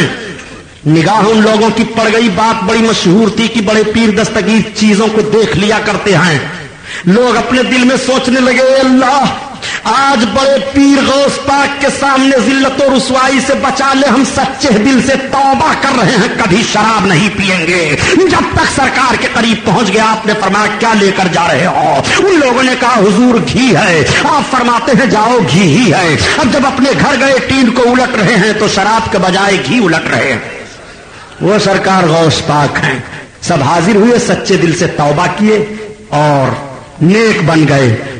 बुजुर्गाने दीन अपने नफ्स के लिए अपनी करामतों का इजहार नहीं फरमाया करते थे, बल्कि अपनी करामतों का इजहार इसलिए करते थे कि करामतों को देख करके अल्लाह के बंदे नेक बन जाएं, गुनाहों से मुतनफ्फिर हो जाएं और नेकियों की तरफ उनके कदम बढ़ने लगें। तो बुजुर्गों से मोहब्बत किया करो। मोहब्बत करने का पैगाम दिया जाता है। बड़े पीर से मोहब्बत करोगे तो कयामत के दिन बड़े पीर के झंडा के तले नीचे रहोगे।